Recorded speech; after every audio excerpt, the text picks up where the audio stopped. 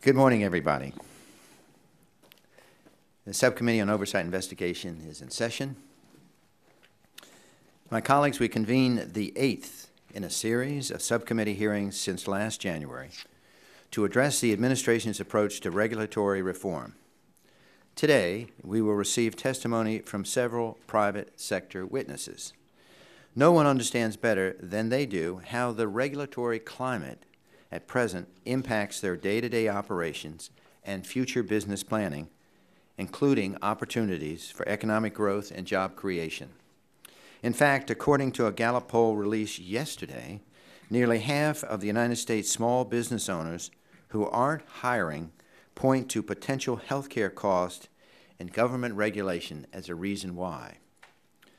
FactCheck.org, a project of the Annenberg Public Policy Center of the University of Pennsylvania, citing numbers provided to Congress in 2011 by the Office of Information and Regulatory Affairs, reports that the estimated cost of federal regulation under Obama from the time he took office to the end of the 2010 fiscal year, not including regulations issued by the independent regulatory agencies, was somewhere between $8 billion and $16.5 billion.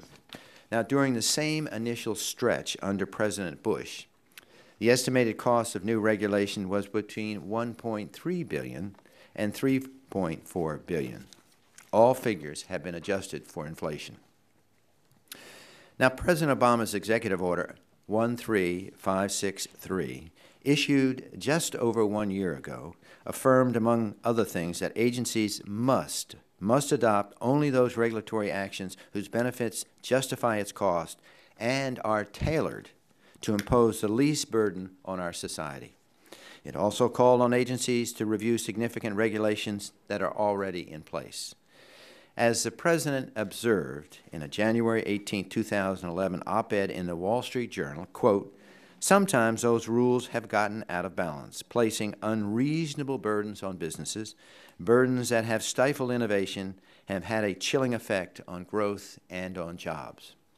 Yet, while some very outdated rules might be eventually cut back or simply eliminated, the Obama administration is doing very little to counter the ongoing regulatory juggernaut of the Environmental Protection Agency or address the thousands of pages of bureaucratic burdens released so far to implement a massive takeover of health care and the controversial financial reform bill.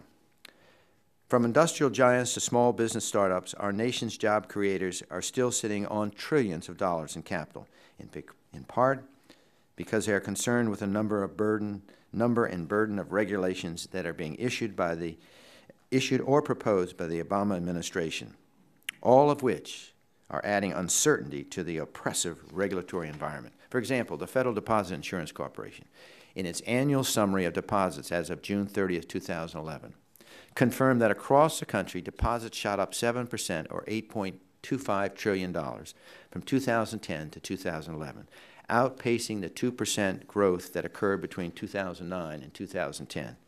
However, my colleagues, it is more than excessive and unclear regulation. It is more than excessive and unclear regulation that the private sector must cope with. It is also the perception that federal regulators have an unhealthy suspicion towards the business community and or are clueless to the real-world impact of their rules. We have before us today several representatives of American businesses that from across the country, and they reflect a wide range of industries. They will confirm that 1 year later, we still have a long way to go. They will comment on how the current regulatory climate is affecting their day-to-day operations, including plans for expansion, investment, and hiring. These witnesses include Andrew Putster, CEO of CKE Restaurants Incorporated, which through its subsidiaries, franchisees, and licensees operates several popular fast food chains, including Carl's Jr. and Hardee's.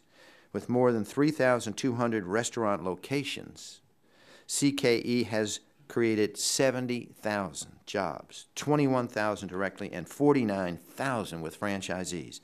CKE, like many others today, faces a costly burden imposed by compliance with a litany of Obamacare-related rules as well as other regulations which simply threaten to disrupt its role as an engine of economic growth.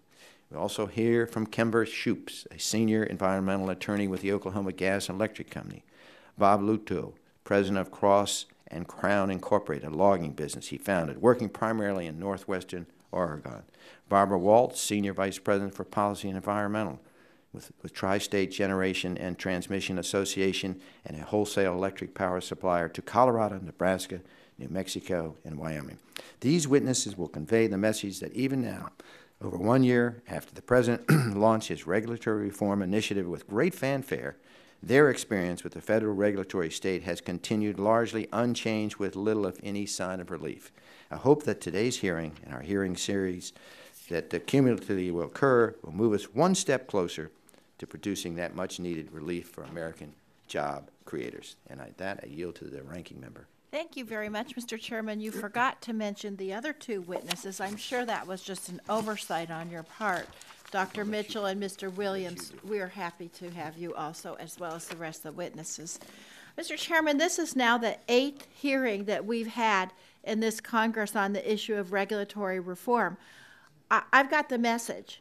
The Republican majority supports regulatory reform, and we've had hours and hours of hearings on this subject, but yet I haven't really seen anything clear come out of it except for we all support regulatory reform where appropriate.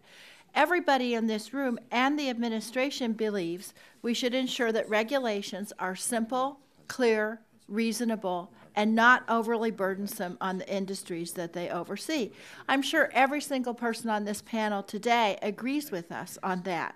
If the goal of the ongoing series of hearings on President Obama's regulatory reform to ensure that that was the case, that regulations be simple, clear, and reasonable, I would be in complete support of these continued hearings.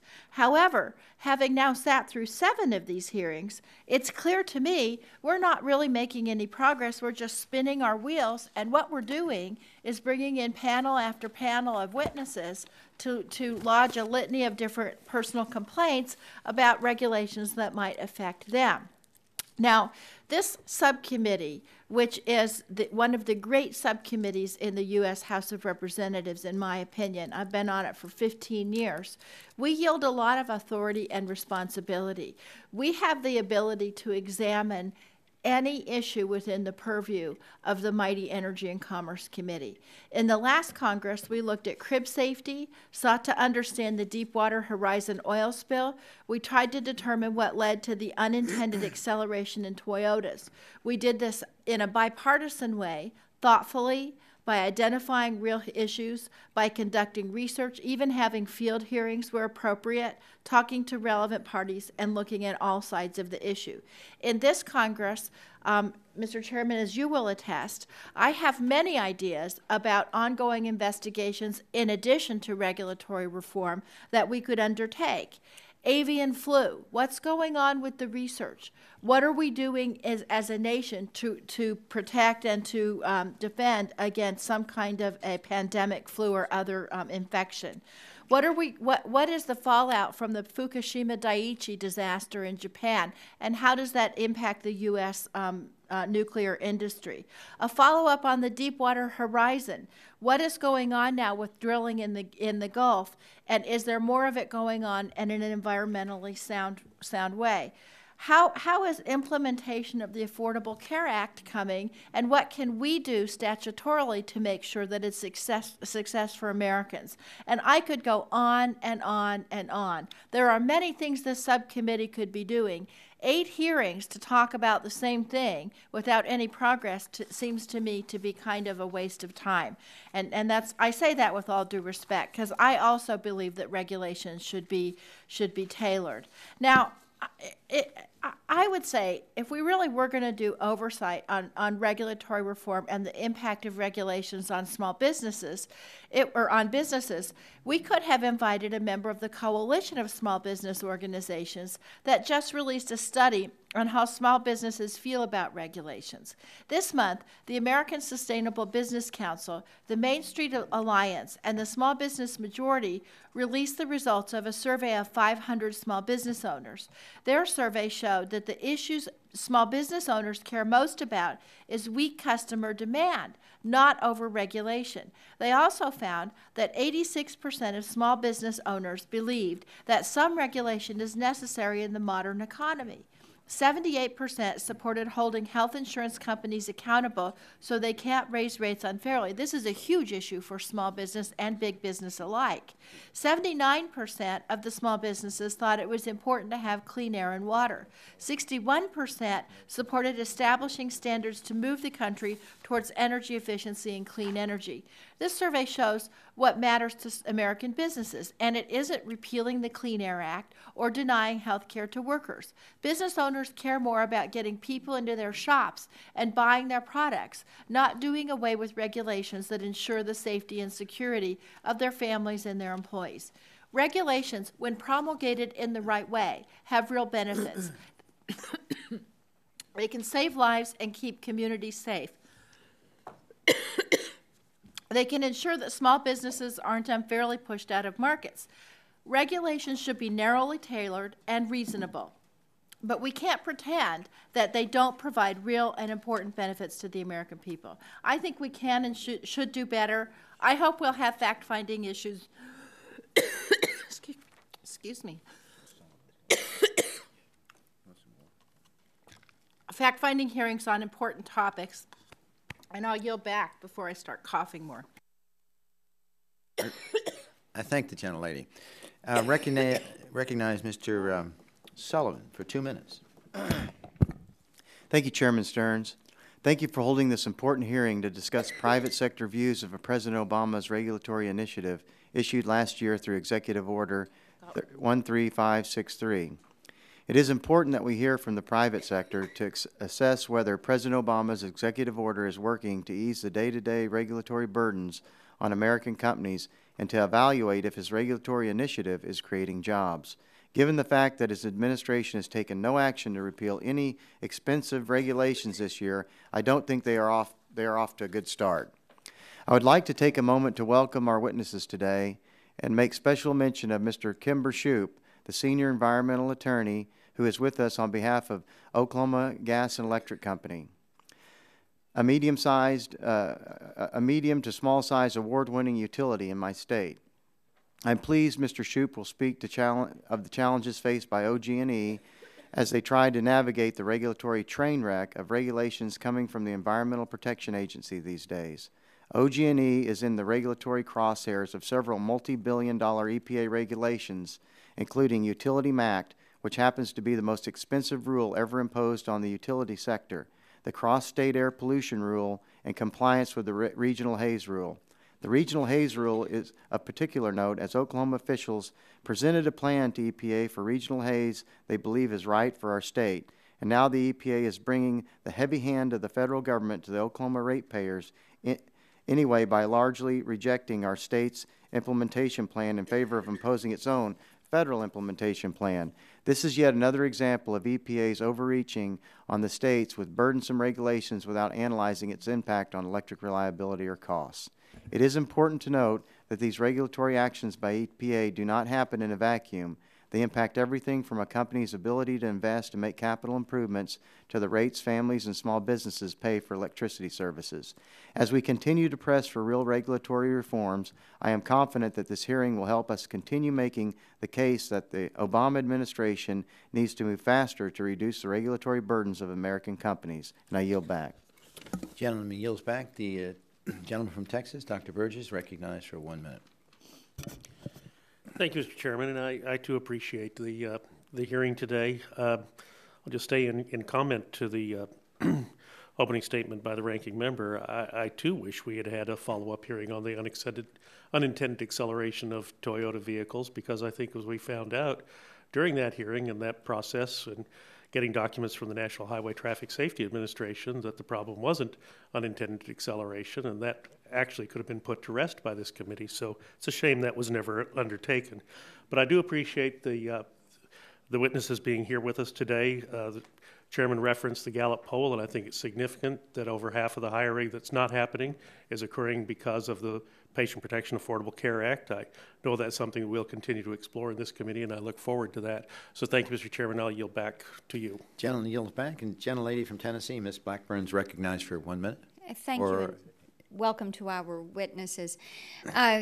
We've referenced Administrator Sunstein and the actions on Executive Order 13563, and in that, when he came to us, he testified that the President's executive order, and I'm quoting, would identify rules that have been outmoded, ineffective, insufficient, or excessively burdensome.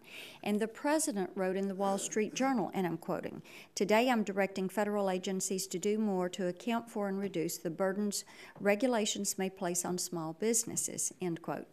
Well, unfortunately, what has seemed to come to pass is the testimony and the writing have not given what we have seen take place in the marketplace with the increase of regulations. 4,000 new regulations last year, nearly 80,000 pages, new pages in the Federal Register.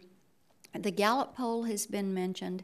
We know that regulation is stifling businesses. We're looking forward to hearing from you and getting firsthand information of specific examples that this is prohibiting you from pursuing jobs, growth, and innovation in this country. Yield back. Gentlelady yields back. We have an additional 30 seconds. Anyone wish? If not, then we recognize Mr. Waxman for 5 minutes. Mr. Chairman, this is our 8th hearing today on regulatory reform, and if today's hearing is anything like the first 7, we're not going to hear much about ensuring that regulations are carefully tailored to meet their need. This hearing is titled Regulatory Reform Series 8, Private Sector Views of the Regulatory Climate 1 year after the executive order. And what you have are 4 people who are going to tell us that they're unhappy. But do they represent the whole private sector? Are we going to hear a balanced view of how these regulations are operating? We, at the request of the Democrats, have 2 witnesses at the table who are going to give a different point of view, and the chairman wasn't even willing to acknowledge them and welcome them to this hearing. I'm very pleased they're here, and I appreciate the chairman giving us some witnesses to give another point of view. But the point that I'm trying to make is this is not a fact-finding hearing to understand whether we need changes in the regulatory system. This is a hearing to hear anecdotes from 4 people from 4 different industries about their complaints. And I don't want to diminish or minimize the genuineness of what they have to say, but this is not a balance. For example, we're going to hear from fellow Californian, Mr. Andrew Putzter, who runs Carl's Jr. and Hardee's restaurant chains, and he's here to tell us that he doesn't like the inflexible and costly regulations stemming from the Affordable Care Act, although he glosses over the flexibility that allowed his company to receive a waiver from important medical loss ratio regulations. He's also going to criticize the new menu labeling laws. I'm interested in his criticism, but that law was supported by the National Restaurant Association. They're in the private sector as well, and they strongly supported these regulations. They called it a win for both restaurant owners and guests. We also have Kimber Shoup of the Oklahoma Gas and Electric Company.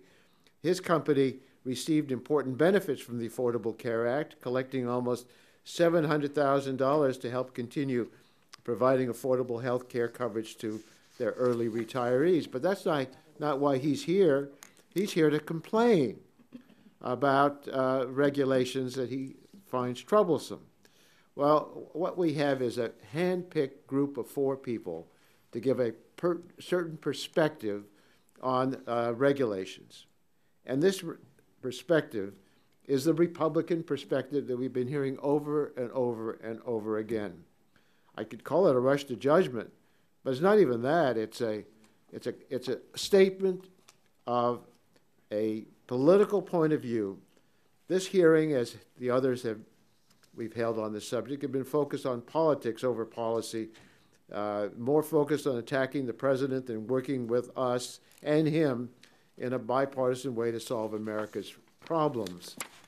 I don't have high hopes for this hearing, although I'm pleased that the witnesses are here, and I'm pleased that we have 2 additional witnesses to give us some bit of another point of view. We can't make decisions by anecdote. We've got to have data. We've got to have a debate. We've got to hear different points of view as we're urged to make decisions. But I have high hopes for one of our witnesses to clear up an important matter from a previous committee hearing. 3 years ago, the Energy and Environment Subcommittee held a hearing on climate change. And at that hearing, Dr. Patrick Michaels from the Cato Institute testified that widely accepted scientific data has overestimated global warming, and the regulation enacted in response to that data could have a, quote, very counterproductive effect, end quote. He was the only scientist to testify that climate change didn't warrant congressional action. After that hearing, we discovered information that appeared to indicate that Dr. Michaels had made misrepresentations to the committee, concealing some of his financial support from big energy business. Representative Welch asked him about at that time what his financial relationships were with certain energy companies. For the record, he never directly answered the question. Today, Barbara Walls, the representative of Tri-State, will be testifying. We sent a letter to her in advance of this hearing because public documents indicate that Tri-State funded Dr. Michaels' work to discount the seriousness of climate change. I'm sure that's in the interest of a company, but that might well indicate that he had some kind of reason to come up with the conclusions he wanted. I think we need to, for this committee, understand this matter further. He appeared before our committee, presented himself as an academic researcher, discounting his ties to polluting industries. I think clarifying this will be very helpful, and that's about the only thing I hope that we may get from a positive point of view out of this hearing, other than a lot of genuine, heartfelt complaints. Thank you, Mr. Chairman. And I thank the distinguished ranking member, the full committee. Now we'll move and welcome our witnesses. And I'll start to my right. Mr. Williams, we are delighted to have you here. Howard Williams is the Vice President General Manager of Construction Specialties Incorporated. We also have Mark A. Mitchell, who's a doctor, co-chair of the Environmental Health Task Force, the National Medical Association. You're welcome. And Mr. Luto is President of Cross and Crown Incorporated.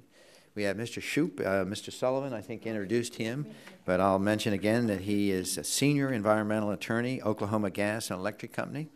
And we have Barbara Waltz, and the distinguished ranking member will introduce her as well as Mr. Gardner. Well, I'm delighted, Mr. Chairman, that Ms. Waltz is here today. I've worked with her and her company for many years on a lot of issues, and we might disagree today, but we're good friends, and it's delightful to see her.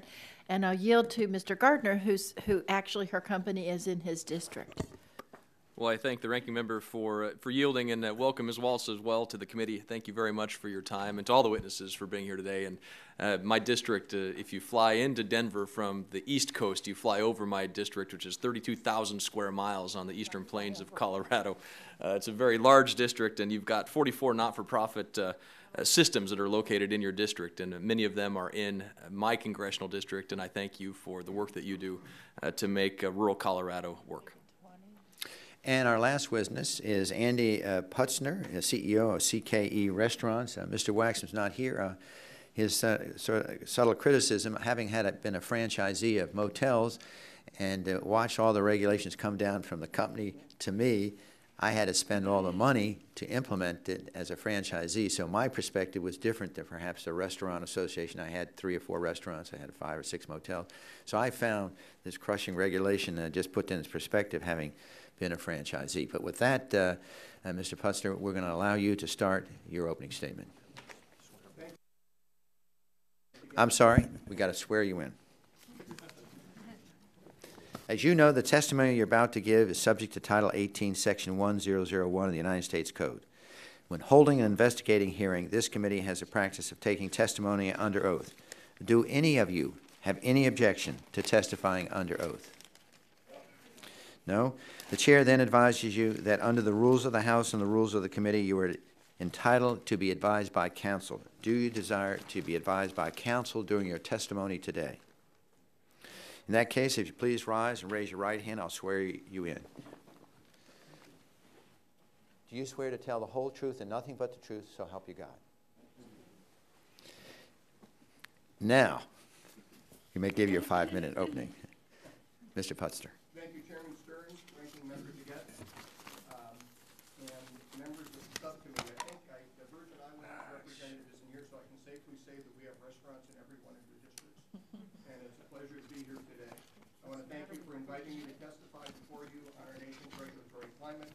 I would also point out that we do have representatives of the National Restaurant Association and the National Council of Chain Restaurants here today to hear the testimony. So while I do speak for myself, and not on behalf of those organizations that are present.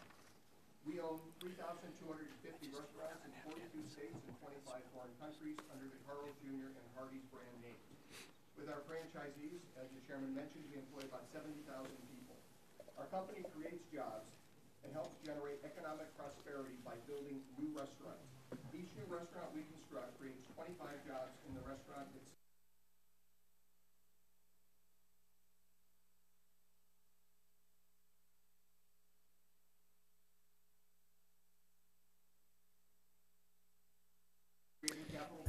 Mr. Putzner, I don't think your mic is on. That's why I'm yelling.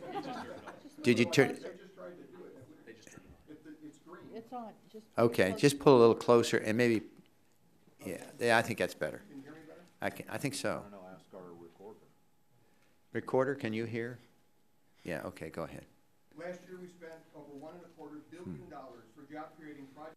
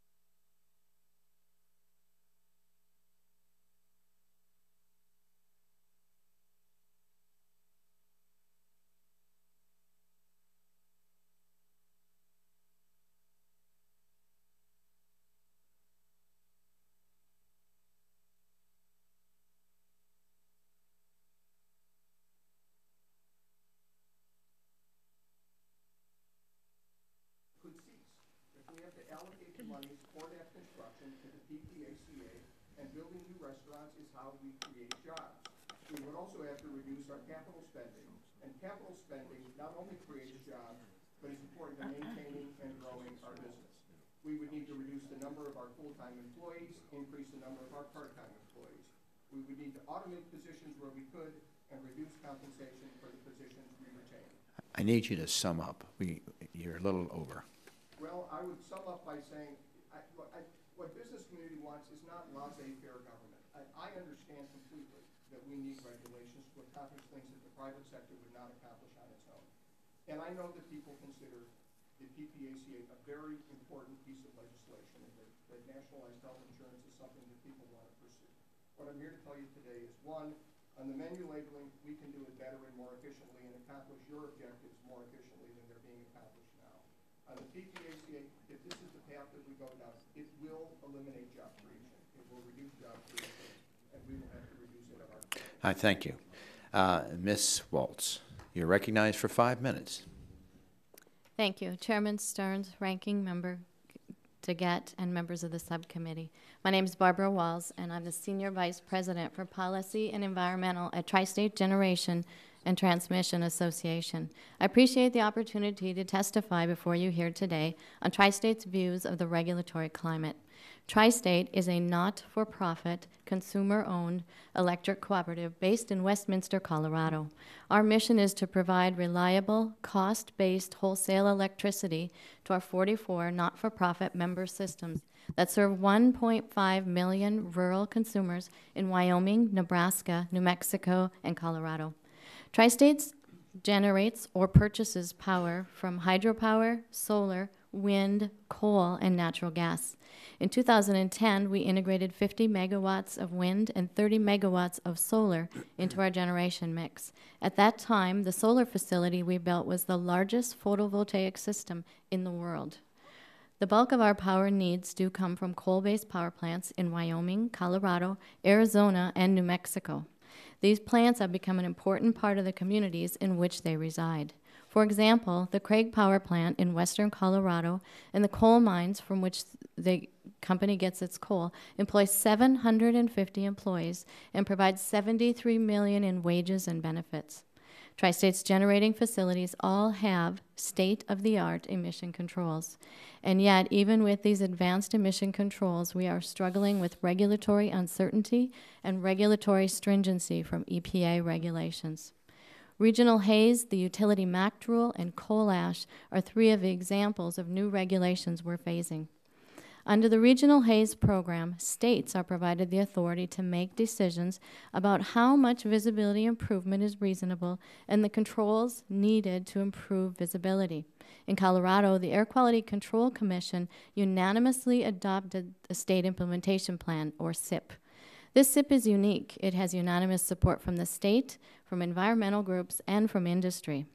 This SIP has subsequently been supported by the Democratic governor, the Republican Speaker of the State House, as well as Senators Mark Udall, Bennett, Ranking Member Daggett, Congressman Gardner, and the rest of the Colorado House delegation. Yet, even with this bipartisan and cross-spectrum support, there is significant uncertainty as to whether EPA will approve Colorado's SIP. EPA has not been approving surrounding state SIPs, and instead they've issued FIPs, or Federal Implementation Plans, that are more stringent. So we are uncertain as today what our regional haze costs will be. Another issue of regulatory uncertainty that we face is EPA's pending decision on coal ash. Tri-State manages coal ash in a dry form and in accordance with stringent state laws. Under the Clinton administration, EPA made a regulatory determination that coal ash is not a hazardous waste. And yet, EPA has recently recanted this determination and has proposed designating coal ash as hazardous. The comment period for this rulemaking closed in 2010, but EPA has said they won't make a final decision until 2013. During this reversal of decision by EPA, 28 states, including Colorado, have sent letters to EPA stating that programs that they have established under state law are sufficient to protect public health and the environment. A second concern that Tri-State has is the manner in which EPA is stringently interpreting its rulemakings. The Utility MACT is an example of this stringent approach. Under this rule, EPA was supposed to develop a standard based on the performance of existing units, but what they did was cherry-pick the lowest emissions of pollutants from a variety of sources from across the country, and this standard does not represent the performance of a single unit in the United States. Some have referred to this facility as Franken-MACT. For new coal units, the emission limits in the MACT rule are so stringent that technology vendors have told EPA that they cannot design equipment to meet these stringent standards. This rule essentially prohibits building new coal plants in the United States, and coal is our lowest cost source of energy that Tri-State provides. As a not-for-profit cooperative, any costs associated with complying with EPA regulations is passed on to the end users of electricity in the form of higher electricity bills. Tri-State provides electricity to rural farms, ranches, and businesses, and our service territory includes some of the poorest counties in the country. These folks cannot afford these ever-increasing costs. Tri-State urges the committee to exercise continued oversight over EPA's regulatory activities to help us meet our mission of providing affordable and reliable electricity. I would like to thank Ranking Member DeGette and Congressman Gardner for their recent support in both regional haze and coal ash issues. Thank you. I thank the gentlelady. Mr. Shoup, for 5 minutes, we recognize you. My name is Kimber Shoup. I'm Senior Counsel at Oklahoma Gas and Electric Company. We appreciate the opportunity to come before you today to provide our view of the regulatory climate in the aftermath of President Obama's Executive Order 13563. OG&E serves approximately 790,000 customers in 268 communities in Oklahoma and western Arkansas. While we are the largest electric utility in Oklahoma, OG&E is considered medium to small-sized investor-owned utility and lacks the resources possessed by many of the much larger utilities in the industry. Nonetheless, OG&E's commitment to customers and its innovative thinking has been duly recognized by significant industry observers. In 2011, OG&E was named Best in Class for customer satisfaction by J.D. Power and Associates, and I'm also very proud to report that OG&E was named 2011 Utility of the Year in North America by Electric Light and Power magazine. OG&E has set a goal of reaching the year 2020 without adding any new fossil fuel generation by focusing on energy efficiency, demand response, smart grid, renewable wind power, and building new transmission. The recent suite of EPA rules under the Clean Air Act constitutes a serious challenge to OG&E's efforts because they effectively force OG&E to make immediate or very near-term high-stakes choices regarding its generation fleet. With regard to meeting SO2 emission limits alone, OG&E will be forced to choose whether to install scrubber technology on its coal plants, which could cost over $1 billion, or discontinue coal generation from units that still have much life in them and move closer to a primarily all-natural gas fleet. Each of these options alone is extremely expensive for OG&E and ultimately our customers. We determined that either option would lead to the largest rate increase in our company's history. Other EPA rules are further complicating the decision by creating new emission limits for NOx, acid gases, particulate matter, and mercury. The President's executive order should have a welcome therapeutic impact in improving our ability to meet, in a more reasonable, cost-effective manner, the legitimate environmental objectives that Oklahomans and Americans in generally desire. But OG&E does not see EPA successfully balancing the executive order's laudable objectives of protecting public health and safety and environmental quality on the one hand, with promotion of economic growth, innovation, competitiveness, and job creation. OG&E does not see EPA sufficiently improving its processes by using the best available science or by truly being interested in allowing for meaningful public participation and an open exchange of ideas as called for in the executive order. OG&E most certainly does not see EPA's regulatory approach as promoting predictability and reducing uncertainty, and OG&E does not find that EPA has taken into sufficient consideration comparative benefits and costs of its regulations. For example, OG&E worked with various state interests and the DEQ in Oklahoma to craft a state compliance plan for the EPA's regional haze rule.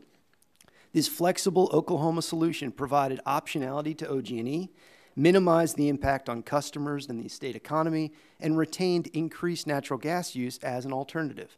Most importantly, this solution met the visibility improvement goals of the regional haze rule. Unfortunately, the EPA rejected this reasonable approach and stuck to its rigid position with regards to scrubbers or conversion to gas within 5 years. OG&E does not view the EPA's rejection of Oklahoma's regional haze SIP as being consistent with the executive order's stated goal of achieving environmental results on a more cost-effective or creative basis. The overlay of regional haze mandates with potentially different technology demands and unsynchronized compliance schedules for such items as UMAC, CASPR, and the soon-to-be-seen greenhouse gas regulations magnify our unpredictability problem significantly. The strict and unpredictable timetables could also affect the reliability of service for OG&E and the other members of our regional grid. A mandate to invest over $1 billion would make it difficult for OG&E to continue focusing on things like wind energy, energy efficiency, demand-side management, and will make it more difficult to invest in the base-level commitments for maintaining and operating our business. If we can achieve the same desired environmental results at a lower cost, which we think the President's laudable intention underlying the executive order, we believe we have an obligation to do so. For us to make intelligent capital investment decisions, we need to treat all of the new EPA rules holistically, to create a coordinated, rational plan for selecting compliance strategies from the range of options in a way that makes sense to our state economies, our ratepayers, and the environment. We would hope that the result of the hearing today would be for the subcommittee to work together on a bipartisan basis to see the objectives of President Obama's executive order become elemental drivers of all that EPA does. Thank you. Thank you, gentlemen. Mr. Luoto, welcome for 5 minutes. Distinguished members of Subcommittee on Oversight and Investigations, my name is Bob Luoto, and I'm a third-generation lifelong professional logger. My wife, Betsy, son Kirk, and I own and operate Cross and Crown, which is based out of Carlton, Oregon. During my almost 38 years of professional logger, I have proudly served as president, board member of both the Associated Oregon Loggers and the American Loggers Council. The Associated Oregon Loggers has named me Logger of the Year, and my wife, Betsy, was named Woman of the Year for community and philanthropic leadership.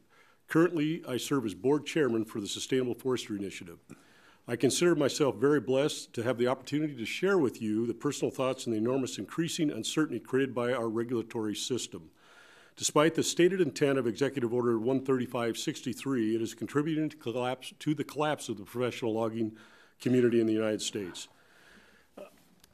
Our nation's forest wealth supports, among other things, an industry critical to both our national economy as well as hundreds of rural communities like the one I call home in Western Oregon. The forestry sector in the United States is the world's largest, supporting almost 1.1 million full-time jobs and generating over $108 billion to our national economy annually. I am so proud of my family's history and business to contribute to the world's greatest forestry country. Currently, we employ 40 men and women and have an annual payroll of almost $1.5 million, which includes comprehensive health benefits, retirement 401k, and vacation pay. We have 2 trained foresters on staff, and all our employees have been trained in best management practices by the Oregon Professional Loggers Master Logger Program, which was created to satisfy the strict environmental standards set by the Sustainable Forestry Initiative. However, as we look closer at the forestry sector, we see that the most critical component, the men and women who actually harvest and transport the wood to be used by the wood products industry, may soon be lost forever. From 2001 to 2011, the United States logging workforce has declined from 73,500 to 48,400, a loss of almost 25,000 jobs, or 35%. Further, the logging workforce has lost jobs each and every year between 2001 and 2011. My home state of Oregon has suffered greatly as well. From 2001 to 2010, we have also lost 33% of our logging jobs. Our company has had to lay off 10 people at the beginning of 2008, and only recently have we been able to hire some back. However, we have been having trouble hiring young men and women, even those from families of professional loggers, because they're choosing not to enter or re-enter our profession in the light of the legitimate concern for the future of the industry. We see clear proof of this in recent significant aging of the logging workforce. In 2001, for instance, the average workforce was 40 years and a half. 2010, it is 46 years old. When we think of all the causes of the collapse of the professional loggers in the United States, the one that I feel tremendously, the volatility that is created by the regulatory system is one of the most significant. You need to look no further than the tremendous uncertainty created from our professional logger from the recent Ninth Circuit Court of Appeals decision that invalidated the EPA's silvicultural rule. This rule, which has been in effect for almost as long as I've been a logger, excluded silvicultural activities such as construction of logging roads from certain permitting requirements under the Clean Water Act. The EPA adopted this exclusion because the professional loggers like me are trained to use best management practices and otherwise comply with state regulations and the Clean Water Act and prevent water pollution. Since the construction of logging roads is essential to most loggers' businesses, many are concerned in what form and cost this completely new permitting requirement will be, as well as how this may otherwise affect us and allow other people to try to interfere with our businesses. If we can't build roads, our logging operations will come to a halt and eliminate not only our company and jobs, but the companies that rely on us for our business. As I read Executive Order 13563, I feel the EPA has been ordered to quickly resolve the uncertainty created by the invalidation of the silvicultural rule. So Executive Order 13563 states, some sectors and industries face a significant number of regulatory requirements, some of which may be redundant, inconsistent, or overlapping. In light of this instruction, the EPA should be working with Congress today to pass the Silvicultural Regulatory Consistency Act, H.R. 2541, and amend the Clean Water Act to explicitly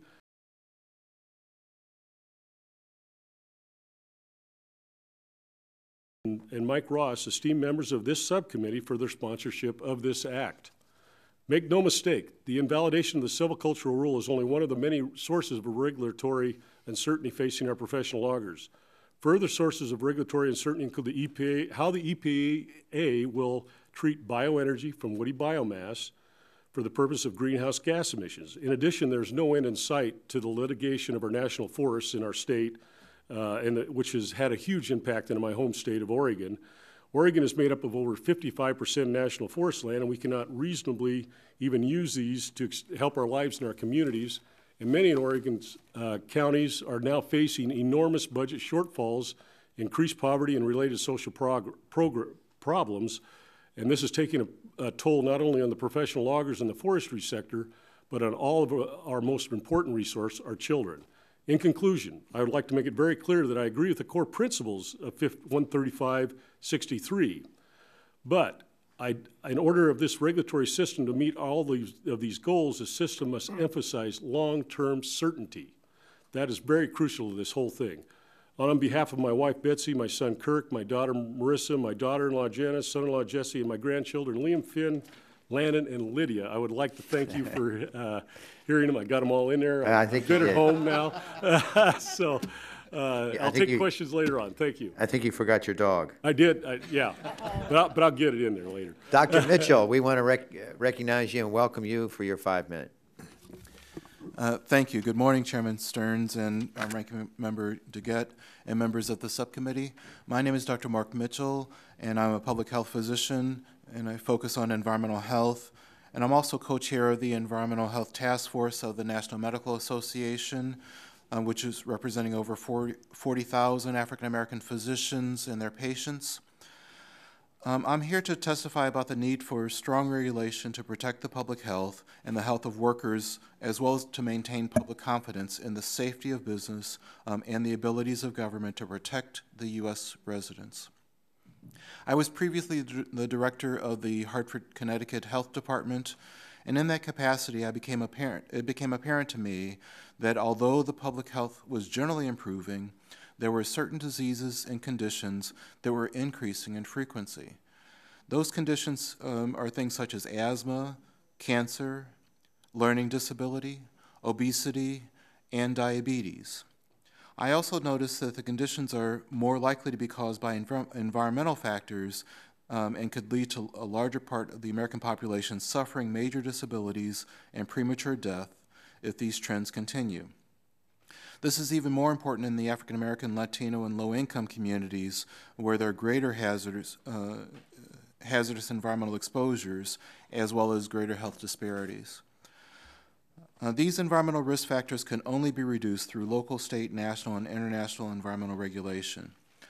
Although environmental regulations is so important, the only group that I was hearing from when I was health director about environmental regulation was the regulated community, complaining about too much regulation when it was apparent to me that the regulations support business by protecting their credibility, and that there's not enough regulation to protect environmental health. I want to make sure that when people walk into a restaurant, that they feel safe eating in that restaurant, that they don't think that they don't expect that they're going to get sick from eating in that restaurant, for example. When I talk to people in my community, they assume that government would automatically have their interest in mind and would act in the best interest of the public to protect them. I could see that this was not always the case. This realization persuaded me to focus my career on environmental health and environmental justice issues as an advocate for the public. When I talk to other physicians, both within and outside the National Medical Association, about environmental health, they're often very concerned. They usually recognize the significant morbidity and mortality that they're seeing in their patients that are due to hazardous environmental exposure. And as they learn more about the environment, they become even more concerned, and about environmental regulations, they become even more concerned for the health of their patients. I was previously on the U.S. Food and Drug Administration advisory panel on blood and blood products. And there I was surprised at the number of foreign companies that wanted their products approved by the FDA, even though they were not looking to sell their products in the United States. This is because the FDA's reputation for protecting health. I was told that they could use their FDA approval as a guarantee to potential customers that their products are safe and effective. This is why regulation can be good for business and good for the public. I'm also aware about products such as DES, or diethylstilbestrol, that were not approved by the FDA and that went on to cause major disability in other countries where it was approved. Generations of Americans were protected by the FDA's prevention of this drug from entering the market and causing this disability. Yes, it's true that regulations need to be updated from time to time to keep up with changing needs, including changing products, technologies, and lifestyles. Ineffective regulations need to be dropped, effective regulations need to be modified, and new regulations need to be developed to meet the new situation. Changes in regulations take time, often longer than 1 year. Many businesses see the benefits of regulation and do not see regulation as overly intrusive or on business.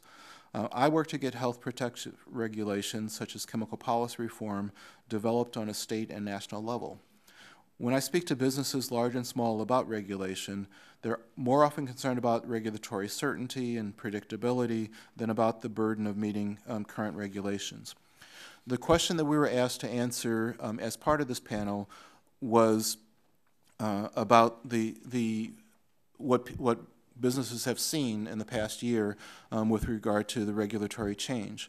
And regulations actually take there's a slow and deliberative process to dismantling regulations, which is the same process as creating regulations.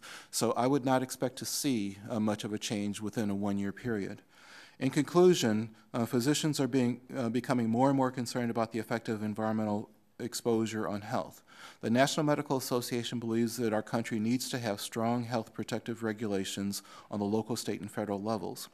Strong regulations can keep the workforce healthy and productive, as well as to keep healthcare costs lower.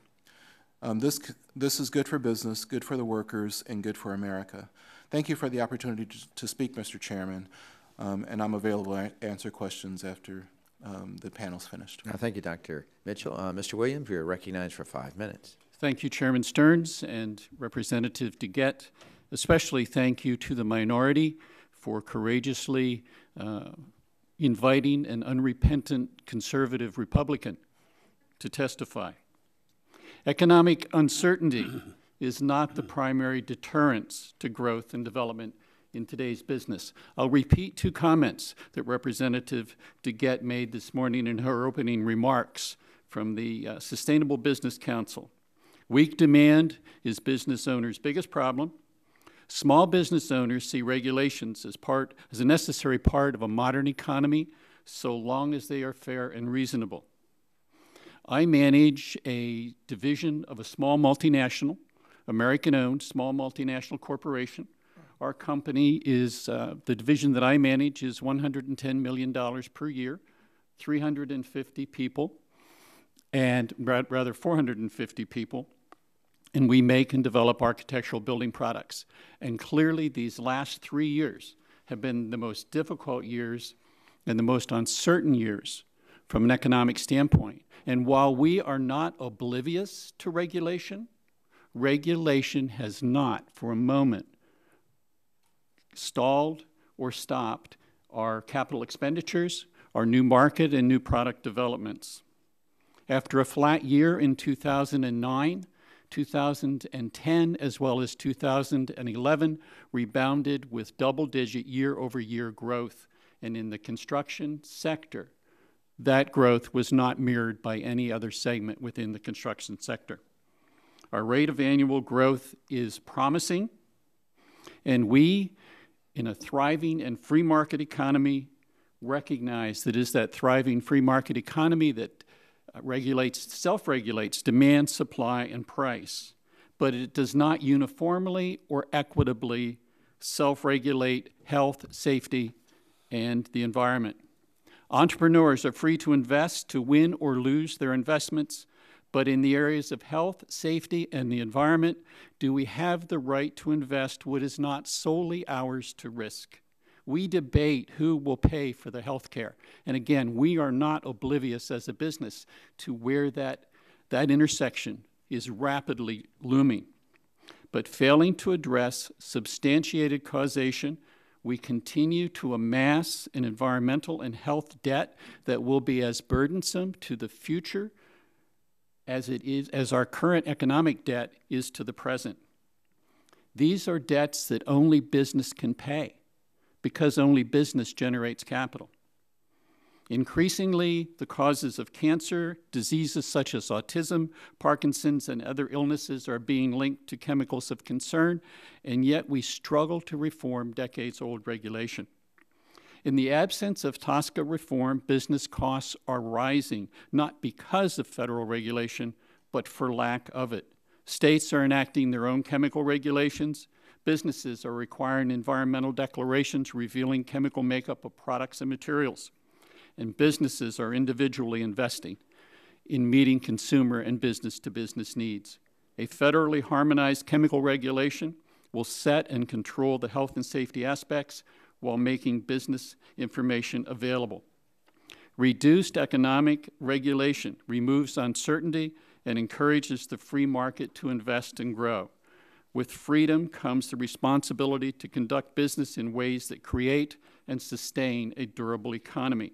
It is in business's self-interest to do that.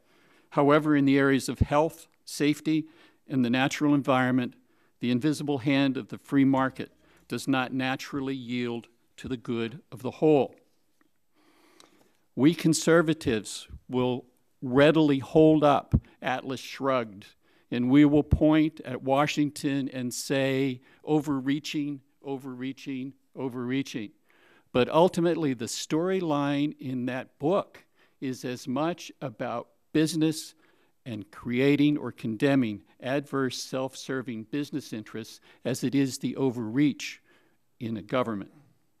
We have invested in the research and the capital equipment necessary to remove chemicals of concerns from our products. Much of our recent growth is directly attributable to that work, to those investments, and to that research. Such investment would almost argue against regulation. But differentiation by regulation is not an acceptable business practice. We have no right to gain at the risk of the health, safety, and environment of either the present or the future. A strong America is strong economically, physically, and militarily. Regulations are not generally associated in that context, but in the areas of health, safety, and the natural environment, two of the three will stand or fall. And responsible regulation helps to ensure that they stand. Thank you. I thank you, and I'll start with my first questions. Mr. Williams, do you actually believe that economic uncertainty is totally divorced from regulatory uncertainty? Yes or no? No. Okay, because, you know, if you're a business and you're operating a Hardee's and you hear there's a huge amount of regulation, the first thing you do as an owner, operator, or franchisee, you say, hold it, I don't want to invest any more capital until I understand what the regulatory environment is. And you sort of indicated in your opening statement that economic uncertainty is not tied to regulatory uncertainty. And so that's just my observation. Let me go to Mr. Luoto. You've made a very passionate opening statement. I was just struck by the fact that you said there was a 33% decline in your business, and obviously you're one of the persons that when the president did his op-ed and he talked about his executive order 1356-3, you would say there's a genuine problem out there. Yeah, it's obvious in what's happened to our industry. We've had litigation in national forests. We've had litigation now on our Clean Water Act, and the EPA is by the Ninth Circuit. So that's really certainly that impact from EPA. Doesn't that create an economic uncertainty in your mind? Yes. Yeah. Ms. Waltz, do you feel that the impressions you got being small businesses? I'm not certain if he understood at the time of writing it, I guess, but I would say that I've not seen any progress made. Right. It's actually accelerated. We're seeing more regulation at a faster pace. Mr. Luoto, do you get the impression on these regulations in your businesses that these regulations, do you feel that they're evaluated in terms of economic impact, or are they just not solution-oriented but sort of almost adversarial? What's your feeling? You know, they're not solution-orientated, really, because, you know, litigation just stops everything. So there's no solution other than courts and litigation. So when we end up with that, we have no certainty. And to me, you know, we've got to have more certainty in our industry. That's why we're losing our people. We're losing jobs. And in Oregon, especially with the national forests, that's been a bone of contention for, you know, 25, 30 years that we've been going back and forth on. So bottom line is this regulatory climate you've talked about has made it very difficult to preserve existing jobs. It has. And Ms. Waltz, my question to you is, since this last executive order, do you perceive a net improvement in the general regulatory climate facing your business or your industry more broadly? I do not see a net improvement. Regulations are coming out faster and more furiously. Okay, Mr. Pusner, the question for you. Do you think the federal or state regulators generally think about ways in which they can render old or non-cost effective rules less burdensome? Does that ever occur on their mind? Removing them from books before they come out with new regulations? That is, do they go backwards and look at what's on the books already before they ask for new ones? We certainly haven't seen any evidence of that. As I said, we have that 11-page, single-space, 57 categories of regulatory issues we have to comply with when we build or operate a fast food restaurant, and that list doesn't get shorter. It just seems to get longer. You make it clear that you are not an opponent of federal regulation. In fact, you write that, quote, I believe that our country needs government regulations to advance a number of social goals which the unfettered market will not accomplish on its own, end quote. What is it then, in your view, that causes certain regulations to go bad? Well, I think what happens is when your job is to create regulations to enforce a statute that Congress has enacted, people do so with great vigor. And I'd say the vigor over the past few years has been phenomenal. We're seeing a very, very aggressive regulation where I wish we just had a little more communication with the business community. And you can't always communicate with the associations that represent the businesses because, for example, the National Restaurant Association, in our case, represents a number of different kinds of restaurants, from Morton's Steakhouse to Taco Bell to Carl's Jr. and Hardee's. And the concerns of each of those segments is different. So if you don't talk to people actually from the businesses, and I realize that there's maybe some resistance of people coming in here and complaining, which is why I tried not to complain. I mean, but there are issues, and we think we can actually contribute to more sensible, efficient regulations and a regulatory structure that will accomplish the goals Congress wants to accomplish without damaging the business. You know, don't treat us as the enemy. We want to help, and we're here to help. we had a hearing on Obamacare and the waivers that occurred, and McDonald's got a waiver, Waffle House got a waiver. Did Hardee's apply for a waiver? We got a waiver with respect to what are called mini-med plans. These are the same things that McDonald's and these other, and really everybody had to get those, because if we didn't, if retailers didn't get those, then part-time employees or low-level full-time employees would have had no insurance coverage. That's I guess the only kind specifically, you can offer. your restaurants, how many employees of the CKE restaurants currently receive Obamacare waivers on the law annual limits requirement? Well, all of the employees in the, we have 21,000 company employees. All of the restaurant-level employees who do not have a company-covered plan would be covered by that waiver. They would have the mini-med plan. And if they didn't have that the waiver? number is 1,100 or 1,100 are currently enrolled in those plans. And what happened if you didn't have that waiver? What would happen? Well, the insurance would go away. The insurance companies wouldn't issue those policies. They have annual caps, so there were. So wouldn't the law, that Obamacare, raise the cost of health care for you? Oh, it'll raise it by 150% is the best estimate. So when the waivers run out, you're going to face a serious problem. We are going to have to figure out a way to deal with a 150% increase in a very substantial cost. Thank you. My time has expired. Well, let me ask you a question, Mr. Poster. Before the Affordable Health Care Act was enacted by Congress, did you offer health insurance to your employees? We offer health insurance to all of our employees. At the lower level, it's employee paid. It's the mini-med plan, Right. which we do which are, I know, $38 a month. Yeah, those are like the part-time employees and people like that. Part-time and low. So, and we cover 60% of. I'm sorry, I only have 5 minutes. Okay. So for your lower paid employees, what's the average amount that they make every year? I do not know what the average amount of our lower level. Well, what's the hourly rate? Do you have any idea? I can tell you how many get the minimum wage. It's a small percentage of. But they're the lower paid employees. Do you have any idea how much those insurance policies were costing for those people?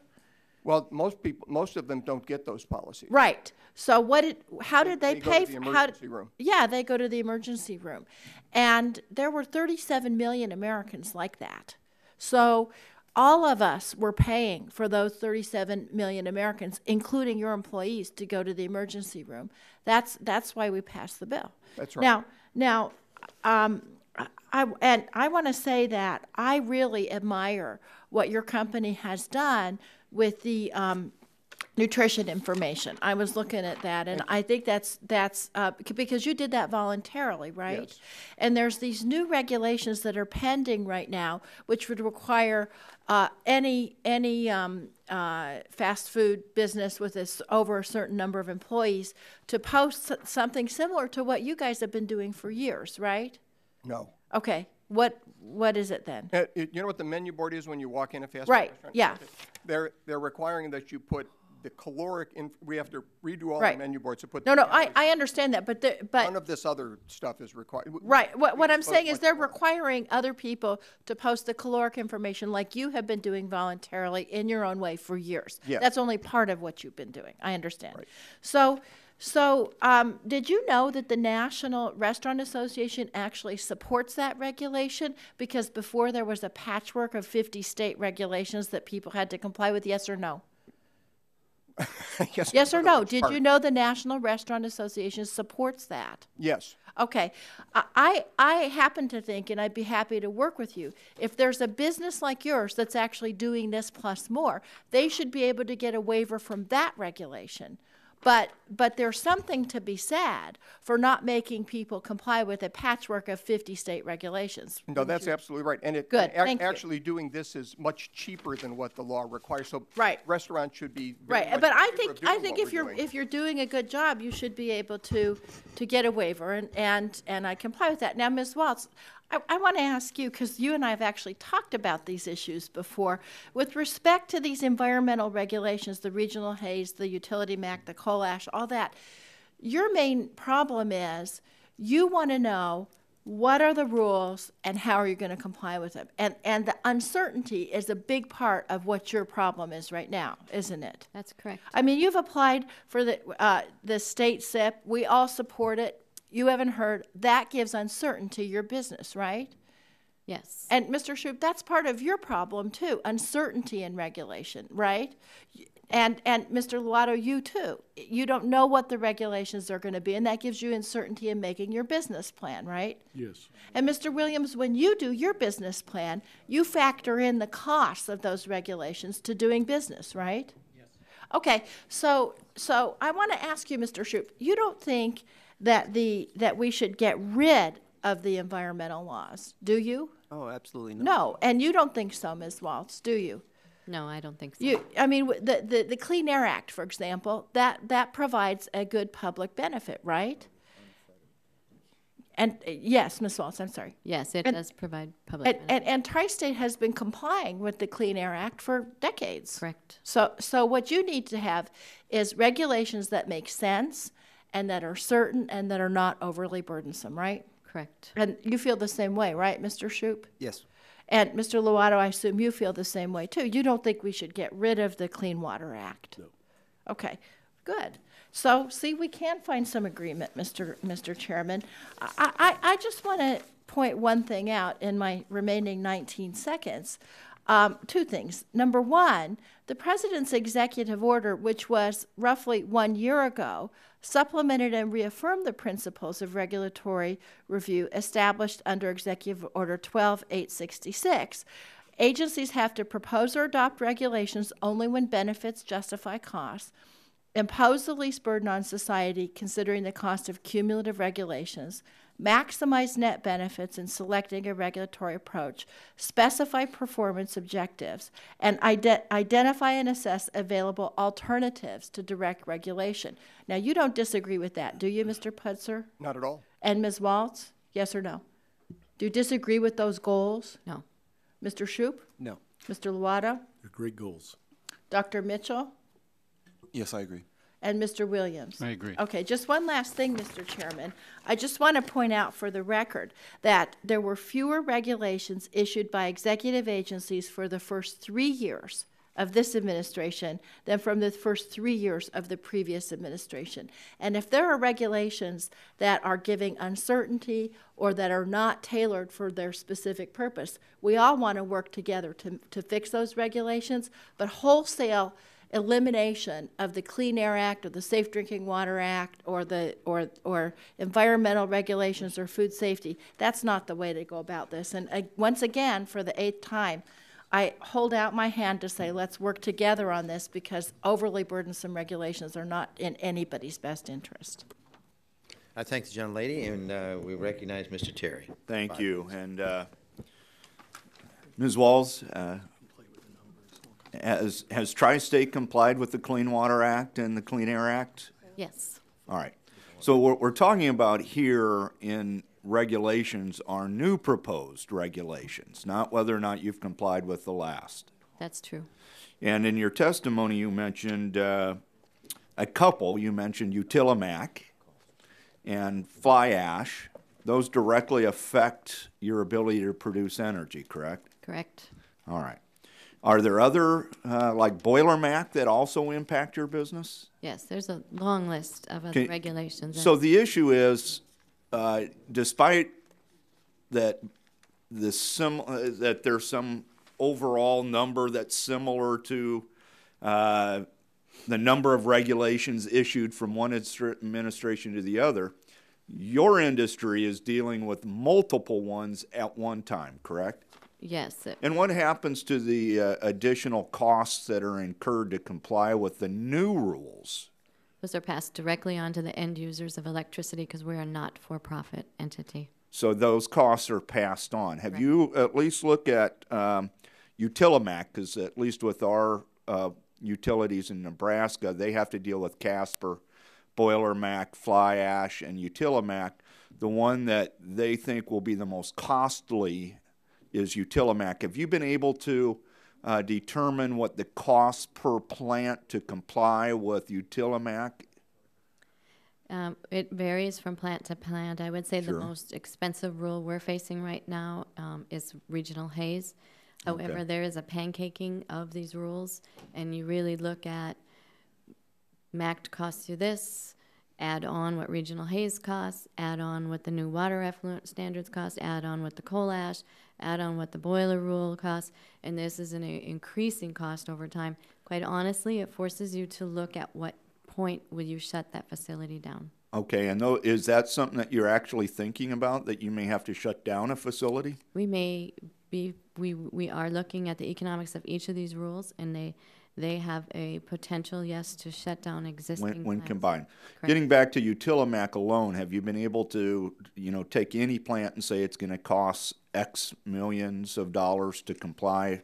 Omaha Public Power has already said for their coal-fired plant that really is only 10 years old, that they're going to have to spend over $400 million. Have you done something similar? We have looked at the cost to our existing plants. We're already very highly controlled at Tri-State at all of our facilities, so it's not as significant. The main issue we have is the fact that we have an air permit to build a new plant in Kansas, and this rule will stop that. You cannot get a technology company to say that, yes, we can design and build to those new standards. So essentially it will So stop the technology isn't even available to build to the new standards? It is not available. Okay, well, that's certainty, isn't it? You're certain that you can't comply, therefore you don't build it. Yes. Okay, well, good. Then we've accomplished that. One last question then is the issue, do you feel, and I think we all feel that we want clean water, we want clean air.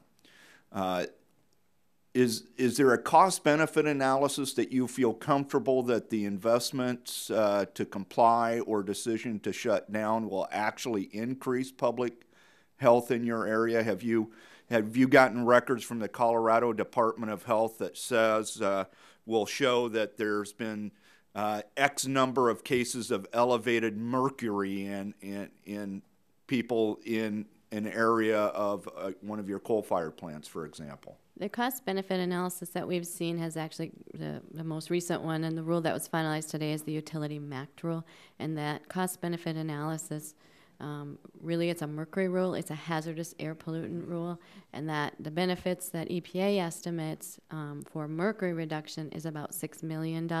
However, they go on to calculate and include economic benefit for reduction in particulate matter and estimate that that's, I believe the number is 90. Okay, I'd love to come back and do this, but I've got to ask Dr. Mitchell, did you treat patients? Yes, I have. Do you take a history from them? Yes, when I do. When you obtain a history, do you call them a complainer? No, we were asking them. Oh, well then, why did you call these 4 people a complainer? Because they set out some issues that affect their business just like a patient would to you. My time's gone. Answer the question. The I ask gentleman, unanimous consent to let Dr. Mitchell answer He answered the question. I asked him if he takes a history and whether he calls him a complainer. He You said asked no. why did he complain about the other 4 witnesses? I think then in you all didn't fairness, let him Dr. answer the Mitchell, you want to question? take 15 seconds? Yes. Just go ahead. Thank you. Yes, I did not say that the other businesses are complainers. Obviously, there needs to be a balance. Okay. And they have issues. Well, may I? Okay, 15 seconds. Okay, thank you. But you did state in your opening statement that when you were in a position to hear people talk about regulations, that they were just complaining. No. So I would, from that statement, Dr. Mitchell, he usually reasonable. has the time, so, I mean, you've had your chance. Just to state that your opening statement, you said people who I think, question regulations you viewed as just complaining. okay, And we're so- gonna conclude this. We can go back and forth here for an hour, and we're gonna let Mr. Waxman move on. He'll I ask create. unanimous consent, not that we give more time to the gentleman from Nebraska, but give time to our witnesses 30 seconds to say what he wants to say. I haven't heard. Is there anybody object to the unanimous consent?